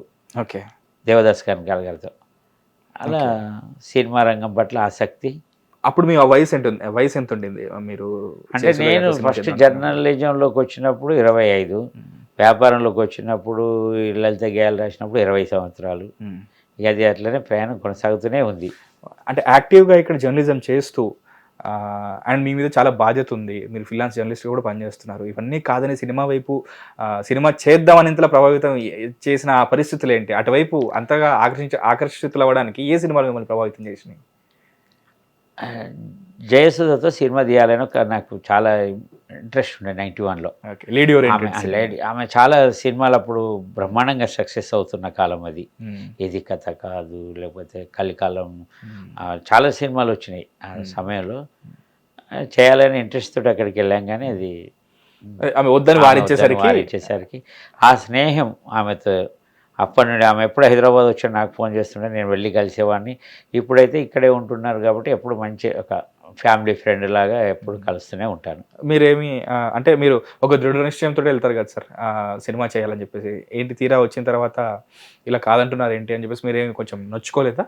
లేదు, అలాంటి వ్యక్తి చెప్పినప్పుడు మనకు చాలా వివరంగా దాసరి నారాయణరావు దగ్గరికి వెళ్ళమన్నది. ఆయన కూడా వద్దని చెప్పాడు. మీకు తెలియదు, కొత్త నిర్మాతలు అక్కడి నుండి వస్తారు, ఏదో మొదలు పెడతారు, మధ్యలో ఆగిపోతుంది, లేకపోతే రిలీజ్ కాదు. మీరు నిర్మిద్దాం అనుకున్నారా? దర్శకత్వం చేద్దాం? లేదు, ప్రొడ్యూసర్గానే. నేను నా మిత్రులు కలిసి ప్రొడ్యూసర్గానే. ఆ తర్వాత మళ్ళీ ఇంకెప్పుడు ప్రయత్నాలు టచ్ చేయలేదు, సినిమా వైపు లేదు, కానీ డాక్యుమెంటరీస్ తీస్తున్నాం. మామిడి హరికృష్ణ గారితో పరిచయం తర్వాత మామిడి హరికృష్ణ గారి సాధ్యంలో 10 వరకు డాక్యుమెంటరీలు చేశాం ఆయన నేను కలిసి. నేను ప్రొడ్యూసర్ అండ్ డైరెక్టర్. ఓకే, నాకు వాటి గురించి చాలా వరకు తెలుసు. నాకు వాటి గురించి డాక్యుమెంటరీలన్నీ బాగా. అయితే మీరు సినీ విమర్శకులు అని చెప్పేసి మిమ్మల్ని ఎట్లయితే అడ్రస్ చేస్తుంటారో, ఒక క్రిటిక్కి ఒక రివ్యూవర్కి మధ్యలో తేడా ఏంటండి? అందరూ ఏమనుకుంటారంటే రివ్యూ ఇవ్వడం ఒక సినిమా గురించి నెగిటివ్గా చెప్పడం క్రిటిక్ బాధ్యత అనుకుంటారు, అందుకే వాళ్ళనే క్రిటిక్స్ అంటారు అనుకుంటారు. కానీ ఒక క్రిటిక్కి ఒక సినిమా మీద అంటే 24 క్రాఫ్ట్స్ పనిచేసి మన ముందుకు ఒక కళారూపాన్ని తీసుకొస్తే దాని మీద ఒక క్రిటిక్ వచ్చేసి ఒక మాట అంటాడు, వాళ్ళకి ఏ బాధ్యత ఉంది అని కూడా కొంచెం విమర్శలు వస్తుంటాయి. అసలు ఒక క్రిటిక్ బాధ్యత ఏంటి ఒక సినిమా పట్ల? క్రిటిక్ వేరు, రివ్యూర్ వేరు. రివ్యూ అంటే తను చూసి తన ఓన్ అభిప్రాయాన్ని చెప్పేస్తాడు. తనకు నచ్చితే నచ్చింది, లేకపోతే లేదు. ఆయన మనస్తత్వాన్ని బట్టి అది ఉంటుంది రివ్యూకి. క్రిటిక్ అనేవాడు దాని లోతుపాతులు అది అన్నీ 24 ఫ్రేమ్స్లో ఇక్కడ ఏంటిది అనేది చూసి రాయాల్సిన బాధ్యత ఉంటుంది. కాకపోతే ఇప్పుడు క్రిటిక్స్ అనేవాళ్ళు ఎవరు లేకుండా పోయారు. నేను కూడా అందుకే క్రిటిక్ తీసేసి జర్నలిస్టే పెట్టుకుంటున్నాను. క్రిటిక్స్ ఎందుకంటే అలాంటి ప్రతి ఒక్కరు రివ్యూరే, ప్రతి ఒక్కరు పత్రికల్లో పనిచేసి స్టార్ రేటింగ్స్ ఇవ్వడం, కోట్లాది రూపాయలు వెచ్చించి నిర్మాతలు సినిమాలు ఇస్తారు. మనం ఇచ్చే రేటింగ్ చూసే వాళ్ళు కూడా చాలామంది ఉన్నారు. సినిమాల ఫ్లాప్ నిర్మాతలు ఇవాళ అందుకే సినిమాలు ఆడడం లేదు. సినిమా పరిశ్రమ చాలా గందరగోళ పరిస్థితి. చిన్న సినిమాలు 100 సినిమాలు రిలీజ్ కాకుండా ఉన్నాయి. థియేటర్లు దొరకకపోవడం, దొరికిన వాటికి రెంట్ కూడా వెళ్ళకపోవడం, సినిమా రంగం వైపు వెళ్ళడం అనేది. ఎందుకంటే ఓటీటీలు వచ్చేసినాయి. వాళ్ళు కూడా ఒకప్పుడు డిమాండ్ ఏంటి, డబ్బులు ఇచ్చి తీసుకునేవాళ్ళు. ఇప్పుడు కాదు, షేరింగ్ పద్ధతిలో. నిర్మాతలకు మటుకు ఇక్కడ ఏదో క్లిక్ అవుతాయి తప్ప పెద్ద పెద్ద స్టార్స్ ఉన్న అవి కూడా డమాలంటే ఇంకా కోట్లాది రూపాయలు నష్టపోతున్నారు. అది చూసినాం కూడా మనం. సినిమాలు తీసి చేతులు కాల్చుకోవడమే. కొంతమంది అంటే కొంతమంది ఆ ఓటీటీలో, అందుకే ఓటీటీ వైపు వెళ్తున్నారు ప్రతి ఒక్కరు. సీరియల్స్, ఓటీటీస్ అవి అంటే వద్దన్న మన నట్టింట్లోకి వచ్చేస్తాయి బుల్లితెర ద్వారా. మనం చూడొద్దు అనుకున్నా వచ్చేస్తాయి. సినిమా అనేదేమో మనం థియేటర్కి వెళ్ళి చూడాల్సిన పరిస్థితి. కానీ అవి కూడా ఇప్పుడు ఓటీటీ ద్వారా మనకు విడుదలైన వారం రోజుల్లోనే వచ్చేస్తున్నాయి. అంటే అందుకే సినీ పరిశ్రమ ఒకప్పుడు 100 రోజులు, 200 రోజులు, సంవత్సరం నడిచిన సినిమాలు ఇప్పుడు వారం రోజులు నడిస్తే చాలు. మీరు ఆ వైభవం చూసిరు కూడా అప్పట్లో. కానీ ఇప్పుడు అట్లా లేదు. వారం రోజులు ఉంటలేవు, 2 రోజులు కూడా ఉంటలేవు అసలు. మీకు చరిత్ర అంటే చాలా ఇష్టం. మీరు ఆ చరిత్రను తవ్వుతూ ఎంత లోతుగా వెళ్తారు. ఆ తవ్వుతూ వెళ్ళిన ప్రాసెస్లో మీకు ఏం దొరికితే దాన్ని తీసుకొచ్చి ఇది మన చరిత్ర అందరికి చెప్పుకుంటారు. తీసుకొచ్చిన బుక్స్ అన్నీ అవే. ఇప్పుడు కరీంనగర్ శతవసంతాల కరీంనగర్, 80 ఏళ్ళ తెలుగు సినీ ప్రస్థానం, Paidi Jairaj the first action hero, ఇప్పుడు తెలంగాణ సినీ ప్రస్థానం. ఏదైనా తెలంగాణ సంబంధించిందో, తెలుగు సినిమాకి సంబంధించిందో హిస్టరీ తప్ప నేను హిస్టరీ అంటే నాకు ముందు నుంచి ఇష్టం. ఎందుకంటే మనం చెప్పకపోతే ఇంకా ఇది ఇక్కడికే సమసిపోతుంది. ఇప్పటికే చాలా మనం కోల్పోయాం. తెలంగాణ సంబంధించిన సంస్కృతి కానీ అవన్నీ చాలా కళలు అంతరించిపోయాం. మొన్న ఈయన బుక్ రిలీజ్ అప్పుడు ఈయన మన విజయేంద్ర ప్రసాద్ గారు తెలంగాణలో ఎన్ని కళలు ఉన్నాయి, అవన్నీ అంతరించిపోతున్నాయి, వాటన్నిటి మీద ఒక బుక్ తీసుకురావాల్సిన అవసరం ఉందని చెప్పి నిజంగా నాకు అది అనిపించింది. అరే మన దగ్గర తెలంగాణ అంటే ఎంత పెద్ద సంపద, ఇక్కడ కళలకు మట్టిని ముట్టుకున్న కథలు వస్తాయి అనే ప్రాంతంలో అన్నీ అంతరించిపోతున్నాయి. వాటన్నిటి మీద నాకు అది రికార్డు చేసి పెడితే భవిష్యత్ తరాలకు ఒక సూచికగా ఉంటుంది. సార్, మీరు చరిత్రని అధ్యయనం చేశారు, చరిత్రని తవ్వుకుంటూ వెళ్ళారు, చరిత్రని వెంటాడుతూ చరిత్రను వెతుకుతూ వెళ్ళారు, కాబట్టి మీకు చరిత్ర దొరికింది. అయితే మీరు ఒక సినీ విమర్శకుడిగా, సీనియర్ జర్నలిస్ట్గా, పొలిటికల్ అనలిస్ట్గా కూడా మీరు ఈ ఎవల్యూషన్ ఆఫ్ సినిమా అంటే ఒకప్పుడు తెర మీద సినిమా వేసేటోళ్ళు, తర్వాత బ్లాక్ అండ్ వైట్ వచ్చింది, తర్వాత కలర్ వచ్చింది, తర్వాత స్కోప్ వచ్చింది, తర్వాత డిజిటల్ వచ్చింది, ఇప్పుడు డిజిటల్ నుంచి అరచేతిలోకి సినిమా వచ్చింది. ఈ మార్పుని మీరేమైనా ప్రెడిక్ట్ చేశారు అప్పట్లో? ఇలా ఉండబోతుంది, ఇలాంటి రూపాంతరం చెందబోతుంది అని? ఎంత మార్పు వస్తుంది అని మటుకు జస్ట్ ఈ మన ప్రపంచీకరణ నేపథ్యంలో 2000 సంవత్సరం నుంచి టక్క మార్పులు, అప్పుడు 50 ఏళ్లలో జరిగిన మార్పులు ఒక 5 ఏళ్లలో జరిగిపోయినాయి. ఎంత ఫాస్ట్ ప్రతి రంగంలో, ఒక సినిమానే కాదు, ఏ రంగం తీసుకున్నా మనం అట్లా అభివృద్ధి, విపరీతమైన అభివృద్ధి. అన్నీ మనకి ప్రపంచం ఒక గుప్పిట్లోకి వచ్చేసింది. ఏదనుకుంటే అది. అప్పుడు చాలా ఆంక్షలు, ఒక టీవీ కావాలనుకున్నా, ఒక ఏసీ కావాలనుకున్నా, ఇప్పుడు అందరు మామూలు సామాన్యులకు కూడా అందుబాటులోకి వచ్చాయి. ఇంత అభివృద్ధి జరుగుతుంది మటుకు ఎవరు ఊహించుకోలేదు. ఇవన్నిటిలో మనం కూడా అనుభవిస్తాము ఇలాంటి మార్పులు. కరెంటు లేని దశ నుంచి వాళ్ళ ఫ్లడ్ లైట్ల వెలుతురులో కూడా మనం అది చిన్న మార్పు కాదు. మనం ఏం మార్పు జరిగింది, ఏం డెవలప్మెంట్ అయిందంటే అసలు మనకు స్వతంత్రం వచ్చినప్పుడు మన భారతదేశంలో ఏమి సౌకర్యాలు ఉన్నాయి, ఎన్ని విమానాలు ఉన్నాయి, స్వతంత్రం ఎంత వచ్చింది సార్. సైన్యం. మీరు చదువుకున్నప్పుడే అసలు ఎలాంటి వసతులు ఉన్నాయి అసలు? 80sలోనే ఏం లేదు ఏం కదా, లేకుండే, అవును. 60s 80sలోనే చాలా 2000 సంవత్సరం తర్వాత పివి నరసింహారావు, మన్మోహన్ సింగ్ తీసుకొచ్చిన ఈ సంస్కరణల వల్ల భారతదేశం చాలా ఇవాళ ముందుకు పోయింది. వాళ్ళిద్దరు దిశనే మార్చేసారు. ఒక ఆర్కియాలజిస్టు భూమి లోపల తవ్వుకుంటూ వెళ్తారు, ఒక చరిత్రకారుడు తన చుట్టూ ఉన్నదాన్ని తవ్వుకుంటూ వెళ్తాడు. అంటే భూమి లోపల తవ్వుతున్న దానికి ఎంత తవ్వాడో తెలియడానికి పక్కన మట్టి కుప్ప ఉంటుంది, కానీ ఒక చరిత్రను తవ్వుకుంటూ వెళ్తున్న వాళ్ళకి తను కలిసిన మనుషులే దానికి సాక్ష్యం రాస్తున్న పుస్తకాలు వస్తున్నట్టు డాక్యుమెంట్ చేయడం. ఇంత తీసుకొని ఇంత మదించి అక్కడ పెడుతున్నాం. మీరు పైడి జయరాజ్ గారి గురించి అంటే మీరు చరిత్ర గురించి వెళ్ళారు, అందులో పైడి జయరాజ్ గారు దొరికారా? పైడి జయరాజ్ గారి గురించి పైడి జయరాజ్ గురించే వెతకాలి. కరీంనగర్ వాడు అప్పుడు ఆ రోజుల్లో ఇక్కడి నుంచి వెళ్ళి ఏంటి అసలు మనకు దాదాసాహెబ్ ఫాల్కే అవార్డు అనేది చాలా అత్యున్నతమైన అవార్డు. బిఎన్ రెడ్డి తర్వాత తెలుగువాడు సెకండ్ 1983లో తీసుకున్నాడు. అంత గొప్ప వ్యక్తిని తెలుగు సినీ పరిశ్రమ విస్మరించింది, బాలీవుడ్ విస్మరించింది. నేను మళ్ళీ పైకి తీసే వరకు అసలు ఇక్కడ యూట్యూబ్లో కానీ గూగుల్లో కానీ ఆయన ఫోటో ఉండేది కాదు. ఇవాళ మీరు గూగుల్లో చూడండి అన్ని ఫోటోలు ఆయన మీద మనకి పైడి జయరాజ్ ప్రివ్యూ థియేటర్ ఇప్పుడు అవార్డు ఉంది, కమల్ హాసన్ గారు. నేను ఈ గద్దర్ అవార్డ్స్ పెడుతున్నారని తెలిసినప్పుడు నేను ముఖ్యమంత్రి రేవంత్ రెడ్డి గారికి ఒక రిప్రజెంటేషన్ ఇచ్చాను. సార్ మీరు పైడి జయరాజ్ మన ప్రాంతం వాడు, ఆయన పేరు మీద అవార్డు నెలకొల్పాలని అన్నప్పుడు ఆయన పేరు మీద అవార్డు నెలకొల్పడం జాతీయ స్థాయిలో 10 లక్షల రూపాయల నగదు పురస్కారంతో పేనేడాది ఏమో మణిరత్నంకి ఇచ్చారు, ఈసారి కమల్ హాసన్కి ఇచ్చారు. మీ ఫేవరెట్ హీరోకి వచ్చింది. అట్లాగే ఇక్కడ పైడి జయరాజ్ అనే వ్యక్తి ఈ తెలంగాణలో ఇప్పుడు తెలియని వాళ్ళు ఎవరు ఉండరు సినీ ఫీల్డ్లో. అసలే గుర్తింపు లేని వ్యక్తికి అంతటి గుర్తింపు ఇంకా రావాల్సింది, ఇంకా రావాలి కూడా. కొత్తతనం వాళ్ళకి ఎవరికీ తెలియదు పైడి జయరాజ్ అనే వ్యక్తి. ఆయన ఒక ఇన్విజిబుల్ ఏమో హీరో తెలియదు కదా సార్, మీరు సార్ ఇన్విజిబుల్ హీరో.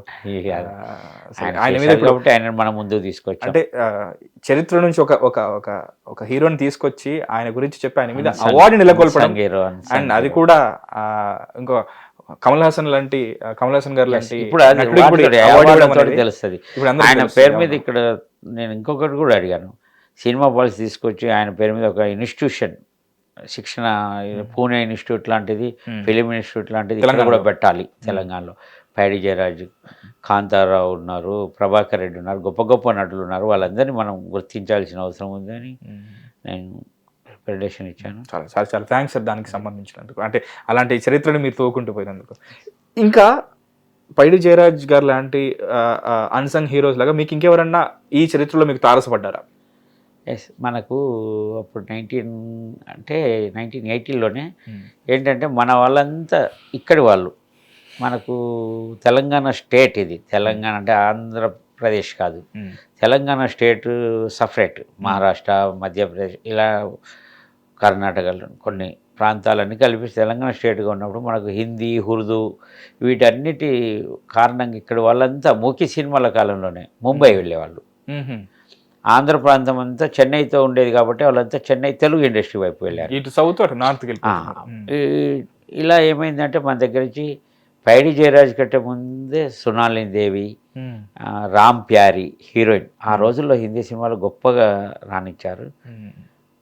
తర్వాత మన దగ్గర శంకర్ జయకిషన్, ధ్వజలో శంకర్, ఇలా చాలామంది యాక్టర్లు మనకు ముంబైలో యాక్టింగ్ వైపు వెళ్ళారు.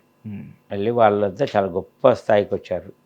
వాళ్ళ గురించి కూడా మీరు బుక్స్ తీసుకురాబోతున్నారా? ఫోటోగ్రాఫ్స్ దొరకడం కష్టం. ఇప్పుడు రామ్ ప్యారీ ఉంది, ఒక్క ఫోటో 2 ఫోటోలు కంటే ఎక్కువ లేవు. ఎక్కువ సమాచారం ఎక్కడ రికార్డ్ చేయబడలేదు. నిర్లక్ష్యానికి గురైంది తెలంగాణలో సినీ పరిశ్రమ అసలు చాలా. నేను చెప్తున్నాను కదా, పైడి జయరాజ్ గురించి ఇంత గొప్ప నటుడు, 300 సినిమాల పైగా నటించిండు. అమితాబ్ బచ్చన్, రేఖ ఇలాంటి చాలా గొప్ప వాళ్ళతో నటించిన హీరోకే గుర్తింపు లేదు. మామూలు పాత్రలు వేసిన వాళ్ళు ఎక్కడ హిస్టరీ దొరుకుతుంది? 300 సినిమాల్లో నటించాడు హీరోగా. 70 వసంతాలు సినిమా పరిశ్రమలో కొనసాగాడు. కానీ ఆయన గురించి ఎవరికి తెలియదు, చరిత్ర ఎక్కడ లేదు. ఈవెన్ బాలీవుడ్లో కూడా లేదు. ఇది నిజంగా కుట్రే కదా సార్. అక్కడ కూడా లేదు, అక్కడ కూడా ఇక్కడ ఫోటో లేదు. ఈ మధ్యన పెడుతున్నారు, ఈ మధ్యన యూట్యూబ్లో వస్తున్నాయి, ఈ మధ్యన ఆయన ఇంటర్వ్యూలో వస్తున్నాయి. ఒక దశలో బినాకా గీత్మాల్లో ఆయన పాటలే, ఇంకేమి ఉండేవి కాదు. నేను తవ్వుతున్న కొద్ది తెలిసిన చరిత్ర చెప్తున్నాను. అంటే ఆయన జీవితకాలంలో, ఆయన నటిస్తున్న జీవితకాలంలో ఆయనది మాత్రమే విస్మరించబడిందా, లేకపోతే మిగతా ఆయన లేదు ఎవరికి లేదు. ఆయన చాలా మంది హీరోలను ఆ రోజుల్లోనే ఆయన 70 మంది హీరోయిన్లతో నటించాడు హీరోగా. అది వాళ్ళు ఉన్న టాప్, అప్పుడు ఆ రోజుల్లో ఉన్న టాప్ ప్రతి హీరోయిన్ ఆయనతో. ఆయన 24 కళల్లో ఆయన చాలా ప్రవేశం ఉంది ఆయనకి. ఆయన మటుకే విస్మరించబడ్డాడు. సౌత్కు ఎప్పుడు సౌత్ వాళ్ళకున చేర్చుకున్నారంటే తెలంగాణ వాడు, తెలంగాణ అలా. ఇక్కడ కూడా ఇప్పుడు చూడండి, ప్రభాకర్ రెడ్డి ఉన్నాడు, ఇక్కడ నుంచి ఎన్నో సినిమాలు నటించినాయి, వాళ్ళ ఆయన పేరు మీద ఇంకా అవార్డు లేదు. ఎంత స్థలం ఇచ్చాడు, చిత్రపూరి కాలనీ ల్యాండ్ అంతా ఆయన ఇచ్చిందే. కాంతారావు పరిస్థితి ఏమైంది? ఇట్లా త్యాగరాజు ఉన్నాడు. త్యాగరాజు ఎవరికైనా గుర్తున్నాడా? మన వరంగల్ బిడ్డ విలన్గా ఎన్ని సినిమాలు చేశాడు. ఈ చరిత్ర ఎంత గొప్పదో మనకి ఇప్పుడు తెలుస్తుంది. ఇంతటి గొప్ప చరిత్రని కప్పిపుచ్చాలి అంటే అది ఒక్కరి వల్ల సాధ్యం కాదు, ఎంతో పెద్ద వ్యవస్థ ఉంటుండొచ్చు నాకు తెలిసి. మరి తెలుగు సినిమా ఇండస్ట్రీ, నేను అదే ఇప్పుడు తెలుగు సినిమా ప్రస్థానం, తెలంగాణ సినిమా ప్రస్థానం అనే బుక్ మొన్న తీసుకొచ్చాను. దాంట్లో మన ఇప్పుడు తెలుగు సినిమాను వెళ్తున్న వాళ్ళలో దాదాపు 7-8 మంది ప్రముఖ డైరెక్టర్లు అంతా తెలంగాణ వాళ్ళే, ప్రముఖ డైరెక్టర్లు. కానీ ఎవరు కూడా తెలంగాణకు, ఎందుకంటే అది ఆధిపత్యం అంతా అక్కడ వాళ్ళ చేతుల్లో ఉంది కాబట్టి కొంచెం ఇబ్బంది. ఎవరు కూడా మీరు ఈయన గురించి, పైడి జయరాజ్ గారి గురించి మీరు బయటకు తీసుకొస్తున్న నేపథ్యంలో ఈ ప్రక్రియలో మీ మీద ఏమైనా ఒత్తిడి? అదే ఒత్తిడి దేనికి ఉంటుంది, మనం తీసుకొస్తాం, ఇగ్నోర్ చేస్తారు చాలామంది. ఇప్పుడు సపోజ్ నేను చెప్పకూడదు కానీ ఇప్పుడు మొన్న జ్యూరీ వేశారు, జ్యూరీలో చాలామందికి పైడి జయరాజ్ ఆయన ఎవరు మాకు తెలియదు అంటారు. అలాంటి వాళ్ళు కూడా జ్యూరీ మెంబర్లో ఉన్నారు. ఇప్పటికీ నేను చెప్తున్నాను కదా, చాలా బాధాకరమైన విషయం ఏంటంటే పైడి జయరాజ్ అంటే ఇంకా సినీ ఫీల్డ్లో ఉన్న వాళ్ళకి ఒక ప్రాంతానికి సంబంధించిన 90% తెలియదు. ఆయన పేరు మీద అవార్డు కూడా ఉండగా కూడా ఆయన తెలియని వ్యాఖ్యానించే వాళ్ళు ఉంటున్నారంటే ఇంకా అంటే అదే మీరు అక్కడి నుంచి ఎవరో ఆంధ్ర ప్రాంతం నుంచో లేకపోతే తెలుగు సినిమా ప్రాంతం ఎవరో ఒకరు అన్సంగ్ హీరో ఉంటే ఆయన బయటికి తీసుకొస్తే ఆయనకి ఎంత ప్రోత్సాహం ఇస్తారంటే చాలా పబ్లిసిటీ చేస్తారు. ఇక్కడ పత్రిక అన్నీ వాళ్ళ చేతుల్లో ఉన్నవి కదా. నేను అంత చేసినా ఆయన గురించి ఎక్కడ కూడా పెద్దగా వాళ్ళు పట్టించుకున్న దాఖలాలు ఉండవు. జయంతులు, వర్ధంతులు అవి కూడా ఇప్పుడు ఇక్కడ ఫిలిం ఛాంబర్ ఆఫ్ కామర్స్ ఉంది, అందులో ఇక్కడ కొంతమంది పైడి జయరాజ్ అభిమానించే వాళ్ళు ఆ ప్రతాపరావు తీసుకెళ్ళి బలవంతంగా గొడవ చేసి ఒక ఫోటో పెట్టారు. అది ఒక్కటే, ఎవరి ఫొటోస్ లేవు అక్కడ. అది కూడా వాళ్ళ దగ్గరే ఉంది, ఫిలిం నగర్ మొత్తం వాళ్ళ దగ్గరే ఉంది, కొంతమంది చేతుల్లోనే బందీ. కాబట్టి సార్ మామూలుగా కాలేజీకి వెళ్ళి అంటే నాకు చాలామంది చెప్పింది, మా ఫాదర్ కూడా చెప్పింది ఏంటంటే కాలేజీకి వెళ్ళి చదువుకోవడం కాదు, చూసి అబ్జర్వ్ చేసి నేర్చుకునేది ఎక్కువ గుర్తుంటుంది మనిషికి అన్నారు. మీరు యాక్టివ్గా మీరు జర్నలిజం చదువుకోలేదు, కానీ మీరు జర్నలిజం వైపు మీరు లాగబడ్డారు, మీరు అటువైపు ఎంకరేజ్ చేయబడ్డారు. మీకు అప్పుడు ఇంకా అందులో ఇంకా బాగా తెలుసు. దానికి నిదర్శనం మీరు స్థాపించిన పత్రికలు, మీ ఆర్టికల్స్, కోవిడ్లో మీరు రాసిన ఆర్టికల్స్, మీరు సొంతంగా స్థాపించినవి అండ్ గవర్నమెంట్ నుంచి వచ్చిన ఆహ్వానం మేరకు మీరు వాటికి చేసిన సహాయ సహకారాలు ఇవన్నీ ఉన్నాయి కదా సార్. అప్పటి జర్నలిజానికి ఇప్పుడు మీరు చూస్తున్న జర్నలిజానికి తేడా ప్రస్ఫుటంగా ఉందని నాకు కూడా తెలుసు. నేను మీ మాటలో తెలుసుకోవాలనుకుంటున్నా. చాలా ఉంది. ఇప్పుడు పెట్టుబడిదారుల పుట్టిన పత్రికలు ఇవన్నీ. అంటే అప్పుడు వాళ్ళే పెట్టుబడిదారులే, కాకపోతే విలువలతో కూడిన జర్నలిజం ఆ కాలంలో. మేమేమి అప్పుడు జర్నలిజం కోర్సులు చేసే అవకాశం కూడా లేదు, ఉన్నవేదో తక్కువ. ఎవరు కూడా ప్రాక్టికల్గా ఎదిగిన వాళ్ళే, ఇంత గొప్ప గొప్ప జర్నలిస్టులు ప్రాక్టికల్గా ఎదిగిన వాళ్ళే, కానీ ఎవరు చదువుకోరు. ఇప్పుడు చదువుకున్నప్పటికీ పాపం జర్నలిస్టులను కూడా అనడానికి లేదు, వాళ్ళకి సాలరీస్ ఉండవు, వాళ్ళకి ఏముండదు, వాళ్ళు ఏం చేయమంటారు, వాళ్ళు రాయాలి. అది కూడా రాసింది కూడా మేనేజ్మెంట్ చేతిలో ఉంటుంది, అది అచ్చయ్యేది అచ్చుకాది. వాళ్ళు ఎవరికో ఒకరు కొమ్ము కాయడం, ఇలా అసలు జర్నలిజం అనేది లేదు ఇప్పుడు. జర్నలిజం అనే ఒక గొప్ప పదానికి చాలా మార్పు వచ్చింది. ముఖ్యంగా మనం చూస్తున్నాం, పార్టీకో పత్రికలు ఉన్నాయి. ఏ పార్టీ వాళ్ళు పొద్దున చూస్తే చికాకేస్తే ఆ పార్టీలో ఆ పేపర్లో ఉన్న వార్తకి దీనికి సంబంధం ఇందులో ఉన్నదానికి ఇంకో పత్రికలో ఉన్నదానికి సంబంధం ఉండదు. ఏది నిజం ఏది అబద్ధం. టీవీలో అట్లాగే తయారై ఒక టీవీ మొత్తం ఈయన గొప్ప వ్యక్తి అంటాడు, ఇంకో టీవీ ఇంకో వ్యక్తి గొప్ప వ్యక్తి అంటారు. ఇలాంటి పరిస్థితులు ఈ రోజుల్లో ఉన్నాయి. మేము నిన్నగాక మొన్నే హైదరాబాద్ రోడ్ వారియర్ అని ఒకరిని ఇంటర్వ్యూ చేశాం సార్. ఎస్. అతనిది గుజరాత్. ఓకే. సేమ్ మీరు కోవిడ్లో ఎట్లయితే ఆర్టికల్స్ రాశారో అతను ఇక్కడ కోవిడ్లో ఇరుక్కుపోయి ఏం చేయాలని చెప్పేసి తెలుగు సినిమాలు చూడడం మొదలుపెట్టిండు. ఓకే. తెలుగు సినిమాలు చూసి సినిమాలు తెలుగు నేర్చుకున్నాడు. అయితే అతను ఉన్నది కూడా సిద్దిపేట ఇటు దిక్కే ఉండేసరికి తెలుగు నేర్చుకున్నాడు, తెలంగాణ నేర్చుకున్నాడు. ఓకే.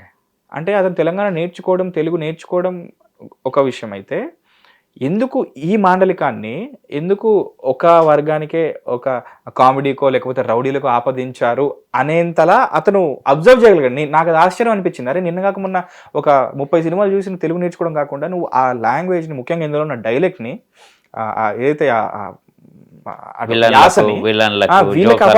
అనేంతలా నీకు కనపడిందంటే అది అతని గొప్ప విషయం లేకపోతే అంతలా బయట ఉన్న ప్రభావం నాకు అర్థం కాలేదు. కానీ ఇప్పుడు చూసుకుంటే తెలంగాణ నుంచి వచ్చిన సినిమాలు బలగం కానీ ఇంకా చాలా సినిమాలు వస్తున్నాయి. మన మాండలికాన్ని మనం సెలబ్రేట్ చేసుకుంటున్నాం. ఈ ప్రభావాన్ని, ఈ ఈ ఈ చేంజ్ని, ఈ ఎవల్యూషన్ని, అంటే మీరు చరిత్రను తవ్వుతున్న వారిలాగా, చరిత్రని సెలబ్రేట్ చేస్తున్న వారిలాగా మీరు దీన్ని ఎలా చూస్తున్నారు? ఆ రోజుల్లో తెలంగాణ ఏర్పడకంటే ముందు వాస్తవం జోకర్లకి లేకపోతే విల్లన్లకి, రౌడీలకి, వీళ్ళకి మన భాష వాడేవాళ్ళు ఒక ఏంటంటే ఒక గమ్మత్తైన సన్నివేశాల కోసం. కానీ ఇప్పుడు తెలంగాణ వచ్చిన తర్వాత వాళ్ళకి తప్పని పరిస్థితి. ఎందుకంటే ఆదాయ వనరులు ఒక సినిమా రిలీజ్ అవుతే మిగతా ప్రాంతాలన్నీ ఒక ఎత్తు అయితే నైజాం ఏరియా ఒకటి. నైజాం ఏరియా ఉన్నంత ఆదాయం దేనికి ఉండదు. ఇక్కడి వాళ్ళ మెప్పు పొందాలంటే తప్పని పరిస్థితి, వాళ్ళకి తప్పని పరిస్థితి. మన భాషను గౌరవిస్తున్నారు, మన యాసను గౌరవిస్తున్నారు. మన మీద ప్రేమతోనూ అదేది కాదు, మనం ఆ వైపుకు మన ఉద్యమం లాక్కొచ్చింది వాళ్ళని. అది మార్పు వచ్చింది. ఇంకా రాను రాను కూడా మంచి కథలు వస్తాయి. ఇప్పుడు మరాఠీ సినిమా చూడండి, జోధ్పూర్ చూడండి, చిన్న ప్రాంతాలు.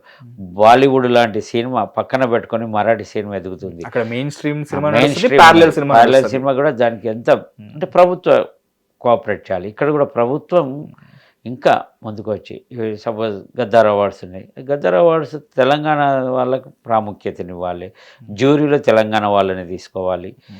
మనకి ఇక్కడి ప్రాంతం సినిమా ఇది అంతా అర్థం కావాలంటే ఇక్కడ వాళ్ళు జ్యూరీలో ఉంటే బెటర్. ఆంధ్ర ప్రాంతం వాళ్ళు ఎందుకు, ఇక్కడ చాలామంది ఉన్నారు జ్యూరీలో పనిచేయడానికి. జ్యూరీ అంటే గుర్తొచ్చింది సార్, నాకు ఫిలిం ఫెస్టివల్స్ అంటే చాలా ఇష్టం, వెళ్దాం అనుకుంటాను కానీ యాక్సెస్ దొరకదు. ఇంకా చాలా చాలా ఉంటాయి, డబ్బులు కట్టాలి, ఇవన్నీ ఉంటాయి. మీరు నేపాల్, పోర్చుగీసు, స్పెయిన్ ఇలాంటి దేశాల్లో అంతర్జాతీయ లెవెల్లో జరిగిన ఫిలిం ఫెస్టివల్స్లో మీరు ఇందాక అంటున్నారు మీరు జ్యూరీ మెంబర్గా కూడా వ్యవహరించారు. అక్కడ తెలుగు సినిమాకి ఎలాంటి రిసెప్షన్ ఉంటుంది సార్? తెలంగాణ వదిలేయండి, తెలుగు చెప్పండి చాలు. నేను పోయిన దగ్గర ఎక్కడ తెలుగు సినిమా రాలే. అయ్యో. ఎందుకంటే అక్కడ ముంబై నుంచి హిందీ సినిమాలు వచ్చాయి. ఓకే. ఆ ముంబై నుంచి వచ్చిన దానికి అవార్డు కూడా ఇచ్చాను నేను. ఎందుకంటే ప్రాంతీయ అభిమానంతో మన అక్కడ పోయిన తర్వాత భారతదేశం అనే ఒక అభిమానం ఉంటుంది. ఇంకా తెలుగు సినిమాలు అక్కడి వరకు ఆ స్టాండర్డ్. నిజంగా కూడా Portugal international documentary film festival జ్యూరీగా నాకైతే ఎన్ని మంచి చిత్రాలు చూసే అవకాశం వచ్చిందంటే ఆ స్టాండర్డ్, ఆ సినిమాలు ఇప్పటికీ నా మనసులో మెదులుతుంటే చాలా మనల్ని వాటికి మనకు చాలా తేడా. సార్ అక్కడి డాక్యుమెంటరీ ఫిల్మ్ మేకింగ్ స్టైల్ ఏదైతే ఉందో దాని నుంచి మనం నేర్చుకోవాల్సిన ఏమైనా ఉందా సార్? తప్పకుండా ఉంటుంది. నాకు ఆ సినిమాల గురించి ఇక్కడ నేను అదే చెప్తుంటాను, మనం నేర్చుకున్నది చాలా తక్కువ, నేర్చుకోవాల్సింది చాలా ఎక్కువ ఉంది. ఇప్పుడు నేపాల్లో కూడా, నేపాల్ స్వయంగా చూసినప్పుడు కరెక్ట్ ఇదే సమయానికి పోయిన ఏడాది అక్కడే ఉన్నాను. మంచి సినిమాలు, మంచి సినిమాలు. అంటే ఒక దేశం కాదు కదా, ప్రపంచవ్యాప్తంగా ఉన్న సెలెక్ట్ అయిన సినిమాలు అక్కడ వేస్తారు. 50-60 సినిమాలు చూసే అవకాశం వస్తుంది. చాలా ఎంజాయ్, అంటే మంచి తెలుసుకోవడం, నేర్చుకోవడం. అక్కడ అక్కడ సామాజిక పరిస్థితులు బ్రహ్మాండమైన. ఎందుకంటే ఆ సినిమా నుంచి భాష ఏదైనా భావం ఒకటి అన్నట్లుగా మనం ఆ పిక్చర్ ఆయా ప్రాంతీయ భాషల్లో ఉంటుంది. మనకి ఇంగ్లీష్లో ఇస్తారు దాని స్క్రిప్ట్, కానీ చాలా గొప్ప సినిమాలు చూసే అవకాశం అయితే నాకు దక్కింది జ్యూరీ మెంబర్. అది కేవలం నేను film federation of India Karimnagar film సొసైటీగా ఉంటూ కరీంనగర్ ఫిలిం సొసైటీ అధ్యక్షుడు లాస్ట్ 8 years నుంచి ఉన్నాను. దాని నుండి నేను ఫిలిం ఫెడరేషన్ ఆఫ్ ఇండియాలో సౌత్ రీజియన్ జాయింట్ జనరల్ సెక్రటరీగా ఉన్నాను, అసిస్టెంట్ జనరల్ సెక్రటరీ. అది నాకు అవకాశం కల్పిస్తుంది. ఓకే. ఈ ఏడాది కూడా ఇటలీ ఇచ్చారు కానీ కొన్ని కారణాల వల్ల నేను వెళ్ళలేని పరిస్థితి, అంటే బిజీ ఇటలీకి. ఇలా అవకాశాలు చూసే వాళ్ళు జ్యూరీగా వెళ్ళే వాళ్ళు ఉంటే తప్పకుండా ఇస్తారు. సార్ నాకు తెలిసి పైడి జయరాజ్ గారి గురించి మీకు తెలిసినందుకు ఇంకెవరికి తెలియదు, ఎందుకంటే వాళ్ళ మనవాళ్ళు కూడా మీకు తెలుసు. నేను తీసుకొచ్చాను, వాళ్ళని కూడా తీసుకొచ్చి ప్రపంచానికి తెలంగాణ ప్రభుత్వానికి పరిచయం చేసినాను. వాళ్ళ ఇంటర్వ్యూలు అవన్నీ కూడా ఇప్పుడు మనకు యూట్యూబ్లో చూస్తే అవన్నీ ఉంటాయి. వాళ్ళ డాటర్, వాళ్ళ సన్, వాళ్ళ మనవడు. తెలంగాణ గడ్డ మీద పుట్టిన ఫస్ట్ పాన్ ఇండియా స్టార్ కూడా అతనే కదా సార్. సో అతన్ని అలాంటి స్టార్ గురించి ఆంగ్లో ఇండియన్ మూవీస్లో కూడా నటించాడు. రష్యా మూవీ ఆయన పాన్ ఇండియా కాదు, మొత్తం ప్రపంచంలో హాలీవుడ్ మూవీస్ 6 చేశాడు. అతని గురించి తెలుసుకోవాల్సిన, అంటే ఇప్పుడు ఆయన స్టార్ అని తెలుసు, మన కరీంనగర్ నుంచి వెళ్ళిన బాలీవుడ్లో చక్రం తిప్పిన స్టార్ అని మనకు తెలుసు. ఆయన గురించి తెలుసుకోవాల్సిన 1-2 విషయాలు ఏమైనా ఉన్నాయి సార్ మనకి తెలియనివి? ఆయన ఫస్ట్ వెళ్ళింది సినిమాల్లో ఫైట్ మాస్టర్గా. ఆయన ఫిజిక్ బాగుండేది, ఆయన కుస్తీ పోటీల్లో నెగ్గాడు. అలా వెళ్ళి ఆయనకు అన్నీ ఆటోమేటిక్గా హీరో రాలేదు, స్టంట్ మాస్టర్గా ఉన్న అతన్ని ముసిగేసి హీరోగా నటింపజేశారు గుర్రంగా. అలా అలా అలా అలా ఒక్కొక్కటి ఆయనకు అదృష్టం కలిసి వచ్చింది. అదృష్టమైంది ఆయన చేసిన శ్రమ, కృషి అవన్నీ. ఆ రోజుల్లో మంచి ఆకారం, మంచి డైలాగ్ డెలివరీ కానీ అన్నట్టు అప్పుడంతా కృషి ఉంటే మనుషులు ఋషులు అవుతారు అన్నట్టు ఆ రోజుల్లో. ఈరోజు డబ్బు ఉంటే అన్నీ సాధించవచ్చు అంతే. మీరు విమర్శకుడుగానే ఉంటూ డాక్యుమెంటరీలు కూడా మీరు చేశారు, 10 దాకా చేస్తున్నట్టున్నారు. ఈ రెండింటి మధ్యలో అంటే మీరు అటు విమర్శకుడి పాత్ర పోషించాలి, and at the same time ఒక కరెక్ట్ డాక్యుమెంటరీ అందరికీ అందించే ప్రాసెస్లో కరెక్ట్ ప్రొడ్యూసర్ లేకపోతే డైరెక్టర్ అయితే డైరెక్టర్, లేకపోతే ఓవరాల్గా దాన్ని ఏదైతే డిపార్ట్మెంట్లో మనం హెడ్ చేస్తున్నామో ఆ పాత్రను కూడా కరెక్ట్గా పోషించాలి. మీరు ఎలాంటి జాగ్రత్తలు తీసుకునేవాళ్ళు? నేను తీసిన దాంట్లో డాక్యుమెంటరీస్ ఇప్పుడు పైడి జయరాజ్ అసలు గొప్ప వాళ్ళు దాన్ని చూసి ఎంతగా మెచ్చుకున్నారంటే, బి నరసింహరావు లాంటి వాళ్ళు కూడా డాక్యుమెంటరీ అంటే ఏదో తీసామా ప్రదర్శించామా అవార్డు వచ్చినాయా అలా కాదు. నాకు తృప్తి అయ్యే వరకు ఎడిటింగ్లో కూర్చొని ఇది మిస్ అది మిస్, ఎక్కడ ఎలాంటి విమర్శకు తావు లేకుండా, ఒకటి మిస్ అయినా పర్లేదు కానీ ఒక రాంగ్ ఇన్ఫర్మేషన్ ఇవ్వద్దు అనేది దాంతో పరిశోధన చాలా టైం తీసుకున్నా పర్వాలేదని చేయడం నాకు, నేను చేసిన దేంట్లో నా బుక్కుల్లో కానీ ఏదైనా మిస్ అయినా మళ్ళీ దాన్ని చేర్చాలి అనే ఒక దాంతో తప్ప వెళ్ళాను. నాకైతే చాలా సంతృప్తి ఇచ్చిన డాక్యుమెంటరీ అది. తర్వాత సర్వై పాపన్న కానీ ఇవన్నీ అంత ఈజీ కాదు. మీరు చూస్తే డాక్యుమెంటరీ ఇది సినిమా లాగుంది, చూసిన వాళ్ళు ఎవరైనా అలాంటి అభినందనలు తెలియజేస్తారు, మెచ్చుకుంటారు. అంటే సంవత్సరం ఏదో చెప్పారు, దాన్ని 2 years నుంచే మళ్ళీ తెలంగాణ సినిమా ఉందని చెప్పారు. నిజాం టైంలో ఎంకరేజ్మెంట్ ఉంటుండే అని చెప్పేసి ధీరన్ గంగూలీ అని కలకత్తాని తీసుకొచ్చి ఇక్కడ స్టూడియో ఏర్పాటు చేసి స్టూడియో థియేటర్లు నిర్మించి 18 మూకీ సినిమాల దాకా ఆయనతో తీయించి చాలా సినిమా పరిశ్రమ ముందుకు పోవడానికి మన 7వ నిజాం రాజు చాలా కృషి చేసిండు. ఆయనే స్వయంగా థియేటర్కి వచ్చి సినిమా చూసేవాడు. పైడి జయరాజ్ చిత్రం అతీం తాయిలో ఒక పాట పర్వర్ దిగారేలం, ఆ పాట ఆయనకు నచ్చి 7 సార్లు థియేటర్లో రివైండ్ చేసుకొని చూసి ఆయన ఆ రోజున్న నిజాం నాణ్యాలతో తులాభారం వేసిండు. సినిమా అంటే చాలా ఆయనకి ఇష్టము, దాన్ని బాగా ఎంకరేజ్ చేశాడు. లోటస్ ఫిలిం అనే కంపెనీ స్థాపించండి ఇక్కడ, లోటస్ ఫిలిం కంపెనీ.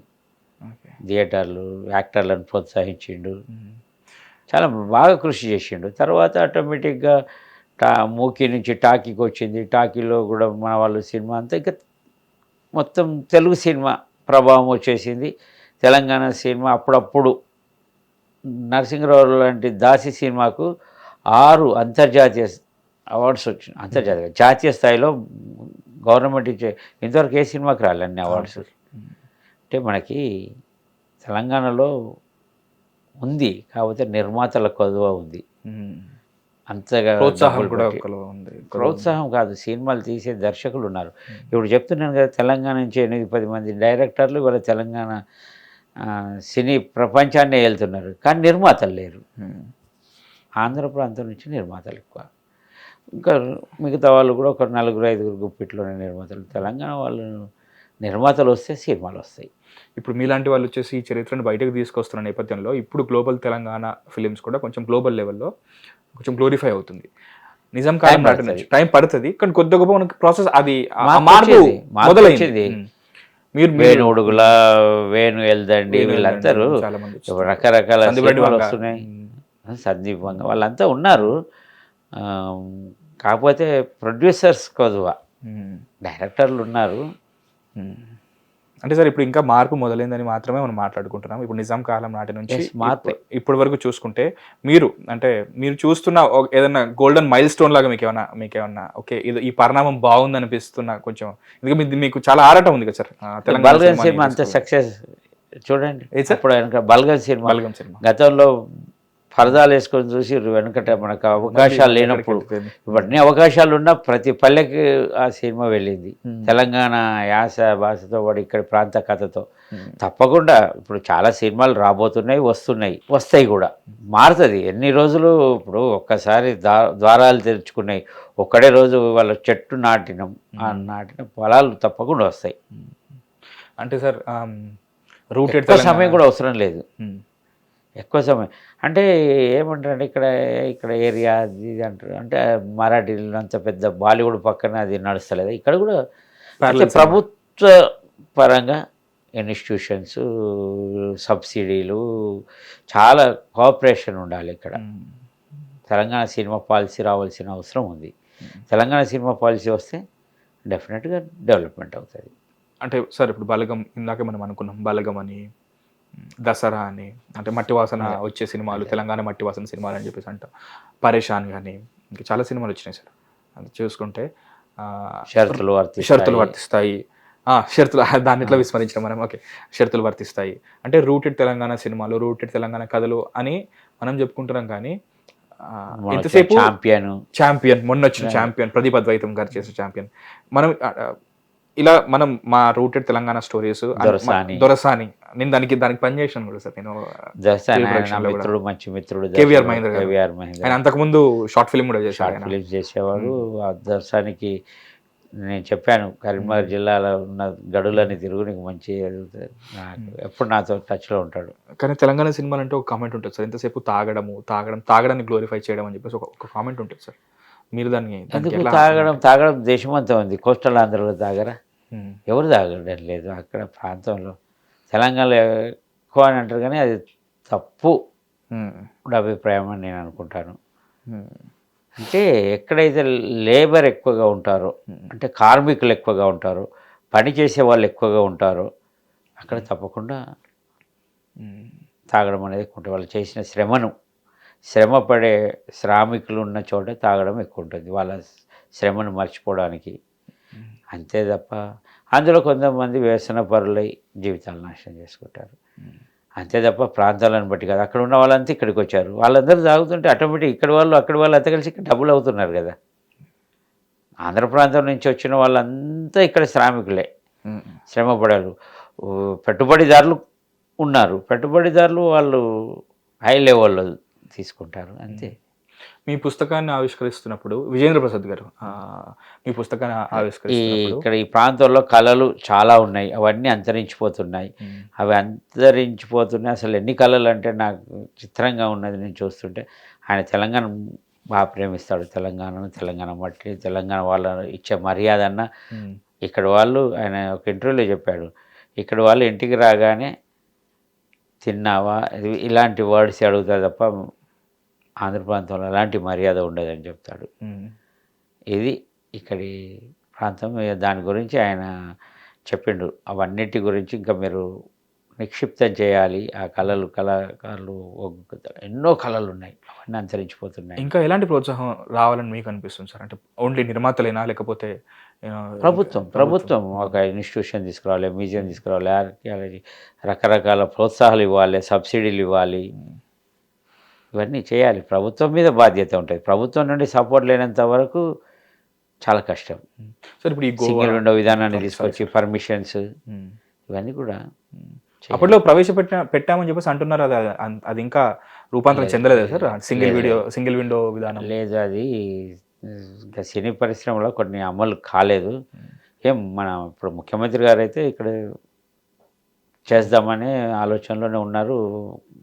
ఈ అవార్డ్స్ తీసుకోవడం కానీ, రేపు ఇన్స్టిట్యూషన్ ఏర్పాటు చేయడం, ఫిలిం ఇన్స్టిట్యూట్ అలాంటివి అన్నీ ఒక్కొక్కటి జరుగుతాయి. ఆలోచిద్దాం.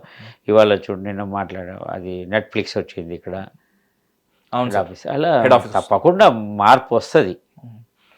ఇప్పుడు మామూలుగా ఫిలిం ఫెస్టివల్స్ కోసం అని చెప్పేసి గోవా వెళ్తుంటాం సార్ మనం, కేరళ, చెన్నై, బెంగళూరు. అంటే హైదరాబాద్ని ఫిలిం హబ్గా, అంటే మనం అనుకుంటున్న ఒక రూటెడ్ స్టోరీస్తో కూడిన ఫిలిం హబ్గా మార్చడానికి అసలు ఎలాంటి అడ్డంకులు ఉన్నాయి ప్రస్తుతానికి? ఫిలిం ఫెస్టివల్స్ అక్కడ గోవా వాళ్ళకి ఫిలిం ఫెస్టివల్ ఇచ్చారు, మనకి చిల్డ్రన్ ఫిలిం ఫెస్టివల్ ఇచ్చారు. చాలా మంచి, మొత్తం వరల్డ్ వైడ్గా మెయిన్గా ప్రపంచంలో ఉన్న చిన్నపిల్లలు చూడదగ్గ మంచి మంచి క్వాలిటీ మూవీస్. కానీ దురదృష్టవస్తు గత ప్రభుత్వం ఒక చిన్న సాకుతో, అది సాకు 4 రోజులు కురిసిన వర్షాలకు మేము ఇక్కడ వర్షాలు ఉన్నాయి కాబట్టి చేయలేమని ఎంతో పోరాడి తెచ్చుకున్నాం మన ఇంటర్నేషనల్ ఫిలిం ఫెస్టివల్ని. దాన్ని కూడా చేయక విస్మరించడం, ఆతిథ్యం మేము ఇవ్వలేమని లెటర్ రాయడం చాలా దురదృష్టకరం.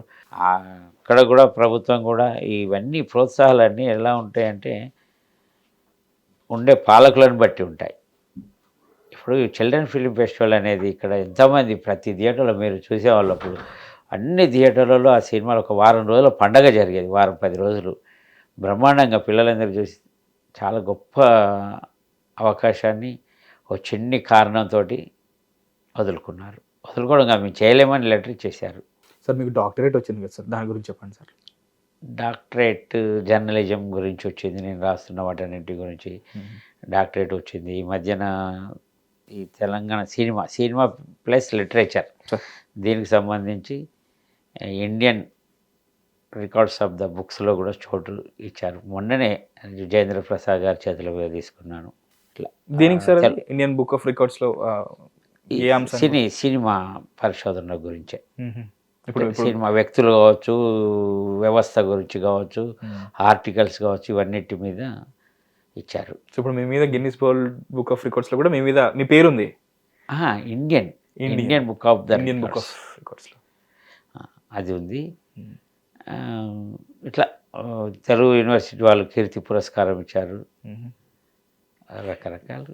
మీ కెరియర్లో మీకు అత్యంత పేరు తెచ్చిన ఆర్టికల్ ఏది సార్ సినిమా పరంగా? పైడి జయరాజ్ ఆర్టికల్. సినిమా పరంగా కాకుండా అంతకుముందు జర్నలిజం చేస్తున్న ఆ టైంలో అందరూ మీ వైపు తిరిగి చూసిన అంటే మీరు అన్నారు నాకు కొంచెం అడ్వెంచర్స్ ఇష్టం అని చెప్పి నక్సలైట్స్ ఇంటర్వ్యూలు ఆ రోజుల్లో. మీరు మీ పుస్తకాన్ని ఇంతకుముందు సంచాలకులుగా తెలంగాణ భాషా సాంస్కృతిక శాఖ సంచాలకులుగా పనిచేసిన శ్రీ డాక్టర్ మామిడి హరికృష్ణ గారికి అంకితం ఇచ్చారు.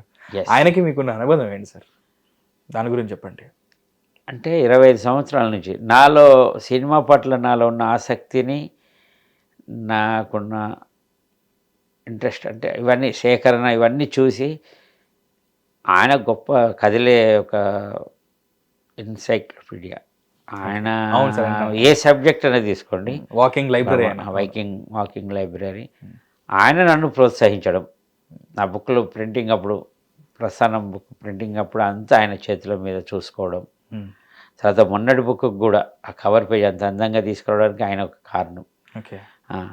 ఆయన ఇంతవరకు ఒక్కటి కూడా ఎంతమంది అడిగినా అంకితం తీసుకోలే. మొన్న సభలో మొదటి అంకితం ఆయనకి ఒప్పుకున్నది. అది నాకు చాలా సంతోషం. నేను అంకితం ఆయనకి అని చెప్పినప్పుడు ఆయన ఏమీ అనలేదు, వద్దు అని అనకుండా స్వీకరించాడు. అది చాలా హ్యాపీ. ఆయన అలాంటి వాటికి దూరంగా ఉంటాడు. కానీ నాకు సినిమా పరంగా ఇంత గుర్తింపు రావడం కానీ ఇది కానీ, నేను పైడి జయరాజ్ డాక్యుమెంటరీ చేస్తున్నప్పుడు ఆయనకంటే ఎక్కువగా నేను చెప్పకముందే నేను తీస్తున్నప్పుడు ఆయన ఇంటర్వ్యూ ఇచ్చాడు. అంటే నేను ఇంత కొంచెం విషయం చెప్పలేదు, ఇలా చేస్తున్నామంటే ఎక్కడ దొరుకుతుంది స్టోరీ అది ఇది అని అనుకున్నాడు. కానీ నేను సంపాదించాను, మా టీం కత్తి చేతన్, అప్పుడు V6లో పనిచేసిన యాంకర్ రాధిక, వీళ్ళంతా బాగా కష్టపడ్డారు. వాళ్ళ లింక్స్ సేకరించడంలో నాకు అన్ని ప్రతిదీ స్నేహితుల ద్వారానే ఇవన్నీ కూడా. ఫ్రెండ్స్ ఏరి కోరి కొంత మేల్ రకమైన ఫ్రెండ్స్ ఉండడమే ఇవన్నిటికీ కారణం. అటు శాస్త్రీయ నృత్యం అప్పుడైనా నటేంద్ర రామకృష్ణ గారు లాంటి వాళ్ళతోటి, తర్వాత సినిమా రంగంలో అయినా జర్నలిజంలో మాడబూ శ్రీధర్ లాంటి వాళ్ళు, ఇలా ఒక్కొక్క ప్లేస్లో ఒక్కొక్క మంచి మిత్రుడు లభించడం నా అదృష్టం. సార్ రాష్ట్రానికి మంత్రి అయినా కానీ మీకు బ్రదరే. మీ బ్రదర్ ప్రభాకర్ గారు మీ వర్క్స్ని మెచ్చుకుంటారా, చూస్తుంటారా? దాని మీద వ్యూస్ కానీ, కామెంట్స్ కానీ, లేకపోతే ఫీడ్బ్యాక్ కానీ ఇస్తుంటారా? మీ ఇద్దరి మధ్యలో మీ ఎంటైర్ మీ పెద్ద బ్రదర్ కానీ మీ చిన్న బ్రదర్ కానీ మీ మధ్యలో ఎలాంటి రిలేషన్ ఉంటుంది? చెప్తున్నాం కదా, ఉమ్మడి కుటుంబం, అంతా తెలుసు, అంతా చూస్తాడు. మీ వర్క్ని అప్రిషియేట్ చేస్తుంటారా? చేస్తాడు కానీ బయట ఎక్కువగా, అంటే ఇప్పుడు సపోజ్ జ్యూరీ ఉంది, నేను అప్లై చేస్తున్నాను, మనకు అవసరమా అంటాడు. అవార్డ్స్ ఇవన్నీ అనేది పెద్ద ఇంట్రెస్ట్ ఉండదు. అవన్నీ ఇలా మనం ఎంత నువ్వు కష్టపడుతున్నావు, కష్టపడి తీసుకున్నా ఏదో నా ప్రభావం ఉంది అనుకుంటారు. కాబట్టి అవన్నీ అవసరమా అంటాడు. ఎక్కడ కూడా జోక్యం చేసుకోడు, ఎక్కడ కూడా వాటిని అసలు. ఇవన్నీ ఇప్పుడు నా వెంట వస్తున్న అవార్డ్స్ అన్నీ కూడా నా స్వశక్తితో నేను రాసినవి, గుర్తించి ఇచ్చినవి, కానీ దేంట్లో ఎవరి ప్రమేయం లేదు. ఆ క్వాలిటీ నేను చేసిన అన్నీ కూడా నాకు ఓన్గా సంపాదించుకునే, మెచ్చుకోవడం, బాగుంది అనడం, ఇవన్నీ ఓకే. వద్దని మటుకు రాయడం ఇవన్నీ ఎందుకు అట్లేం లేదు.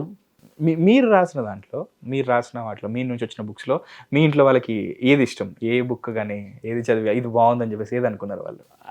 అట్లా చూస్తే ఇంట్లో వాళ్ళు కొంచెం ఈ వైపు తక్కువే వాళ్ళకు, అందరికి కూడా అభిరుచి కానీ అలాంటివన్నీ ఇంట్రెస్ట్ తక్కువ ఇంట్లో వాళ్ళందరికీ కూడా. వీటి మీద ఎక్కువగా పెద్దగా ఇంట్రెస్ట్ ఉండదు. సార్ ఇలా అడుగుతున్నాను, తప్పుగా అనుకోకూడదు. మీకు గద్దర్ అవార్డు రావడం వెనకాల మంత్రి పొన్నం ప్రభాకర్ గారి ప్రోత్సాహం ఏమైనా ఉందా, లేకపోతే తెలియని కూడా తెలియదు. ఓకే, నేను మొన్న అవార్డు వచ్చిందా చెప్పను కూడా చెప్పలేదు, ఎక్కడ చూడలేదు. వేరే వాళ్ళంతా కంగ్రాట్స్ చెప్తున్నా, ఎందుకు చెప్తున్నారు అని అడిగాడు. అడిగితే ఎట్లా వచ్చింది అంటే ఓహో కంగ్రాట్స్ అంతే, అంతేగాని ఒక్కసారి ప్రమేయం ఏం లేదు. మీ కృషికి ఫస్ట్ టైం వచ్చినప్పుడు కూడా తెలియదు. నేను వచ్చి అవార్డు తీసుకొని నీకెందుకు ఇచ్చిర్రు అని అడిగాడు. అలా ఉంటాడు తప్ప అది ఏమీ ఉండదు.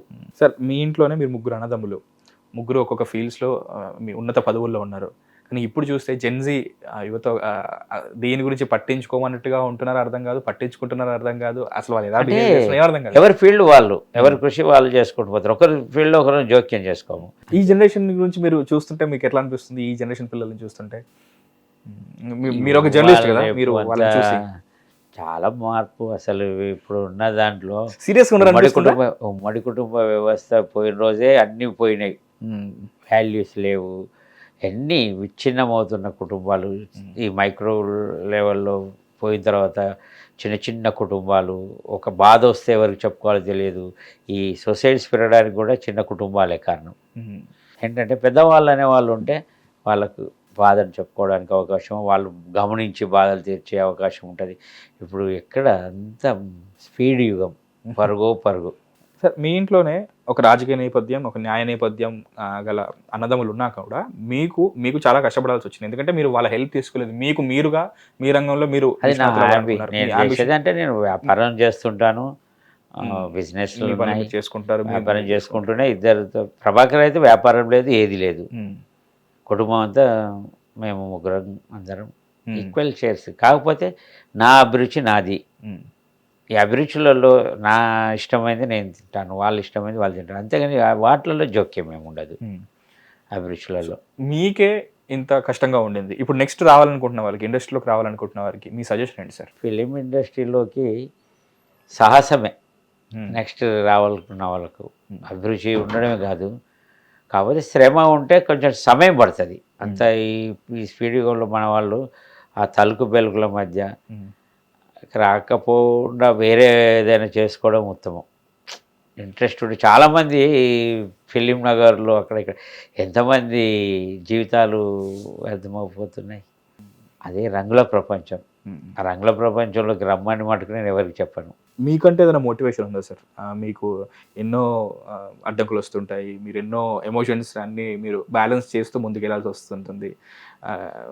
ప్రతిసారి అన్నీ మనకు అనుకూలంగా జరగవు. మీరు మీరు నమ్మిన మోటివేషన్ ఏంటి? లైట్ తీసుకుంటా. తీసుకుంటా. మన పని మనం చేసుకుంటూ పోతే ఫలితం దైవాధీనం. సో సార్, లేకపోతే కూడా సంతృప్తి చెందేది లేదు. మీకు ఇప్పుడు ఈ లెవెల్ అంటే ఇంతలా గుర్తింపు వస్తుంది అని చెప్పేసి మీరు అనుకున్నారా, లేకపోతే నేను చేసుకుంటూ పోవాలి పని అనుకున్నారా? మీరు పైడి జయరాజ్ గారి గురించి యాక్చువల్గా చాలామంది ఏమంటారు, మీరు చేసిన పని నేను చేసిన పని ఇంకా వేరే ప్రాంతం వాళ్ళు వేరే వ్యక్తులు చేస్తే దాని ఫలితం వేరేగా ఉండదు, అంతగా ఇంకా రాలేదని అనుకుంటాను. గుర్తింపు నేను చేసిన కృషి తగిన, కానీ దాని వాల్యూ తెలిసిన వాళ్ళకి మాత్రం మీరు చేసిన ఎంత గొప్ప కృషి కొందరికి నాకు తెలుస్తుంది. దాని ఎఫెక్ట్ తెలుస్తుంది, దాని రావాల్సిన అది ఉంది. అందుకే ఇక్కడ ఒక విగ్రహం పెట్టాలి అనేది పైడి జయరాజ్. ఈ మధ్య మన సిహెచ్ విద్యాసాగరరావు మాజీ గవర్నర్, ఆయన పైడి జయరాజ్ విగ్రహాన్ని పెడతాను, కరీంనగర్లో పెడదాము. చంద్రశేఖర్, నేను మర్చిపోయాను, చంద్రశేఖర్ అనే నటుడు కూడా ఆయన హైదరాబాద్లో పెడదాం. ఆయనే చెప్పాడు నాకు, మీరు ప్రాంతం ప్లేస్ అది చేయండి, అలా కనీసం విగ్రహాలు పెడితే ఇక్కడ వాళ్ళకు పోయిన విగ్రహం ఎవరిది. సార్ ఒక లాస్ట్ క్వశ్చన్ సార్, ఇప్పుడు ఇందాకే అనుకున్నాం మనం, ఈ జెన్జీ యువత చాలా స్పీడ్గా ఉన్నారు, ఎవరి మాట వినట్లేదు, వాళ్ళ లోకంలో వాళ్ళు ఉన్నారు అని చెప్పేసి ఒక విగ్రహం పెట్టడం వెనకాల మనకు ఉద్దేశం ఏముంటుందంటే ఆయన గురించి చెప్పడానికి, ఆయన గుర్తు చేసుకోవడానికి, ఆయన స్మరించుకోవడానికి అని ఉంటుంది కదా సార్. అసలు ఆల్రెడీ హైదరాబాద్లో చాలా విగ్రహాలు ఉన్నాయి, వాటిని ఈ జెన్జీ యువత చూస్తున్నారో లేదో నాకైతే తెలియదు. ఇప్పుడు కొత్తగా ఇంకో విగ్రహం పెడితే అతన్ని చూసి కనీసం అతని గురించి పైడి జయరాజ్ అనే విగ్రహం పెట్టినంత మాత్రాన ప్రజలందరికీ తెలుస్తాడని కాదు, కనీసం ఈ ఫీల్డ్కి వచ్చిన వాళ్ళు, సినిమా ఫీల్డ్లో ఉన్న వాళ్ళకన్నా తెలిసి ఉండాలి కదా ఆయన తీసిన సినిమాలు ఏంటి, ఆయన అసలు ఎట్లా కష్టపడ్డాడు ఎట్లా అనేది. ఏ ఫీల్డ్లో ఉన్న వాళ్ళది వాళ్ళు గుర్తిస్తే చాలు, ప్రజలందరూ గుర్తించకుండా పర్వాలేదు. ఓ ఇంజనీర్ ఉన్నాడు, ఇంజనీర్ విగ్రహం పెడితే ఆయన ఫీల్డ్కి సంబంధించిన వాళ్ళు. ఓ ముఖ్యమంత్రి ఉన్నాడు, ఓ ముఖ్యమంత్రి ఈయన ఇలా పరిపాలించిండు, అంతే. రాజకీయంకు సంబంధించి రకరకాల విగ్రహాలు పెడుతుంటారు కదా, అలా ఆ ఫీల్డ్ వాళ్ళు గుర్తిస్తే చాలు, ప్రభావితమైతే చాలు అవి చూసి. సార్ నేను మీకు చాలా చాలా చాలా థ్యాంక్స్ చెప్పాలి. ఈ వీడియో స్టార్ట్ అయిన ముందు కూడా చెప్పాను, మళ్ళీ చెప్తున్నాను. ఎందుకంటే రవీంద్ర భారతిలోని సెకండ్ ఫ్లోర్లోని పైడి జయరాజ్ ప్రివ్యూ థియేటర్లో నాకు చాలా మంచి మెమరీస్ ఉన్నాయి. ఎందుకంటే ఆ వేదికని స్థాపించడం వెనకాల ఒక ఉద్దేశం ఉందంటే, దానికి పేరు పెట్టడం వెనకాల కూడా ఇంకో ముఖ్య ఉద్దేశం ఉంది. ఎందుకంటే ఎంతోమంది ఇప్పుడంటే మీరే అంటున్నారు ఏమని, ఇది పెద్ద సాహసం, ఇది రంగుల ప్రపంచం అటువైపు వెళ్ళకండి, వెళ్తే జాగ్రత్తగా ఉండడం చెప్పేసి. కానీ ఆయన ఏది వే బ్యాక్ అలాంటి కాలంలోనే అక్కడికి వెళ్ళి అక్కడ 300 పైగా సినిమాలకి పనిచేసి హాలీవుడ్కి కూడా వెళ్ళి ఒక అన్సంగ్ హీరోగా, ఇప్పుడు అన్సంగ్ హీరో ఏం కాదు ఇంకా, ఎందుకంటే మీ నుంచి ఆయన బయటకు వచ్చారు. నాకు తెలిసి ఆయన పుస్తకం చదివితే ఇంకా నాకు చాలా విషయాలు తెలుస్తాయి ఏమో నాకు అనిపిస్తుంది. సో ఇలాంటి వారి గురించి అంటే ఎంత లేదన్నా సరే ఒక 10 years పట్టిందా సార్? లైక్ ఎంత సమయం పట్టింది ఈయన గురించి బయటకు తీసుకురావడానికి? నేను 2005లో ఫస్ట్ నాకు తెలిసినప్పుడు ఒక చిన్న ఆర్టికల్ వేసాను నా బుక్లో కరీంనగర్ హిస్టరీ గురించి. తర్వాత 2012లో ఒక పేజీ వేశాను ఇంకొంచెం సమాచారం. 2018కి వచ్చేసరికి మొత్తం హిస్టరీ అంతా నా చేతికి వచ్చింది. ఫొటోస్ అన్నీ నా చేతిలో ఉండిపోయాయి. వాళ్ళ ఇంటర్వ్యూలు, నేను బీబీసీకి ఇలాగే ఇంటర్వ్యూ ఇచ్చినప్పుడు ఫొటోస్ అన్నీ వాళ్ళకి నేను ఇవ్వడం వల్ల ఇవాళ గూగుల్లో వచ్చినాయి. కర్టెసీపై పొన్న రవిచంద్రన్ ఉంటాయి ఫొటోస్ అన్నీ, దాదాపు 90% ఫొటోస్ ఇవాళ కనిపిస్తున్న ఫొటోస్ అన్నీ నేను సేకరించినవి. ఒక చిన్న ఆర్టికల్తో ఒక సింగిల్ ఫోటో ఉండేది, ఒక 4 లైన్లు, ఆయన నటుడు అంతే, ఏమి డీటెయిల్స్ లేకుండే.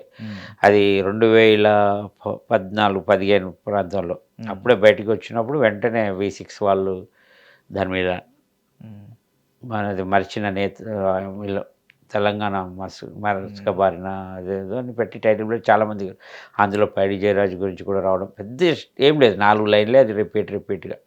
మొత్తానికి ఉద్యమంలోనే వీళ్ళంతా బయటకు వచ్చారు.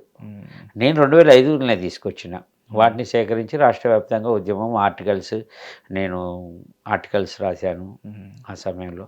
సార్ ఇన్ని ఇయర్స్గా ఒక సినీ విమర్శకుడిగా, ఒక జర్నలిస్ట్గా, ఒక చరిత్రకారుడిగా, పొలిటికల్ అనలిస్ట్గా అండ్ ఫిలిం అనలిస్ట్గా అండ్ జ్యూరీ మెంబర్గా ఇప్పుడు గౌరవ డాక్టరేట్ అందుకున్న వారిగా బహుముఖ ప్రజ్ఞాశాలిగా మీరు ఏదైతే మీకున్న పేరుని వాటన్నిటికీ సమన్యాయం చేకూర్చి అండ్ మాకు పైడి జయరాజ్ గారి గురించి ఒక కంప్లీట్ డాక్యుమెంటరీ, అంటే అర్థమవుతుందేమో అని డాక్యుమెంటరీ, అర్థమవ్వకపోతే పుస్తకం, లేకపోతే ఆర్టికల్స్ రూపంలో తెలుగు ఇంకా వేరే లాంగ్వేజ్ల్లో కూడా దాన్ని మాకు అందించి, మాకు కాదు ఒక చరిత్రకి, నెక్స్ట్ రాబోతున్న చరిత్రకి, అది కూడా మరుగున పడిపోతున్న టైంలోంచి దాన్ని బయటకు తీసుకొచ్చి దాన్ని ఇప్పుడు గ్లోరిఫై చేసి ఈ లెవెల్లో మా అందరికి అందించినందుకు మీకు చాలా చాలా చాలా థ్యాంక్స్ సార్.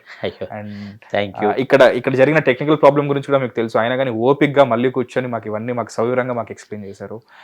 మీకు మా హిట్ తరఫు నుంచి, మా సబ్స్క్రైబర్స్ తరఫు నుంచి, అండ్ చరిత్రకారుల తరఫు నుంచి, ఫిలిం లవర్స్ తరఫు నుంచి, తెలంగాణ వాళ్ళందరి తరఫు నుంచి కూడా మీకు చాలా చాలా చాలా thanks sir. Doctor Ponnam Ravichandra గారు sir, thank you sir. Thank you. Hit TV app, ఇందులో short news, live news, entertainment shows, movies, digital magazines తో పాటు మీ జిల్లా వార్తలను కూడా ఫ్రీగా చూడొచ్చు. ఇంకెందుకు ఆలస్యం, వెంటనే హిట్ టీవీ యాప్ ని డౌన్లోడ్ చేసుకుని ఫ్రీగా ఎంటర్టైన్మెంట్ పొందండి. Hit TV app. Hit TV app. Please download hit TV app. Hit TV యాప్ని ఫ్రీగా డౌన్లోడ్ చేసుకొని ఎంజాయ్ చేయండి. మీకు నచ్చిన ఎంటర్టైన్మెంట్ కోసం హిట్ టీవీ యాప్ ని ఫ్రీగా డౌన్లోడ్ చేసుకుని ఎంజాయ్ చేయండి. హిట్ టీవీ యాప్ ని డౌన్లోడ్ చేసుకుని ఆస్వాదించండి, ఆశీర్వదించండి. ఇంతమంది సెలబ్రిటీలు హిట్ టీవీ యాప్ ని డౌన్లోడ్ చేసుకోండి అని చెప్తున్నారంటే ఎంత మంచి యాప్ ఆలోచించండి. అమెరికా అమెరికా అమెరికా అమెరికాలో చదవాలనుకునే వాళ్ళకి విశ్వసనీయమైన పేరు మన శౌర్య కన్సల్టెన్సీ. UK లో 1 year masters, UK లో 1 year masters, 2 years work permit up to 5 years visa. Contact Saurya Consultancy. Contact 89851 89851.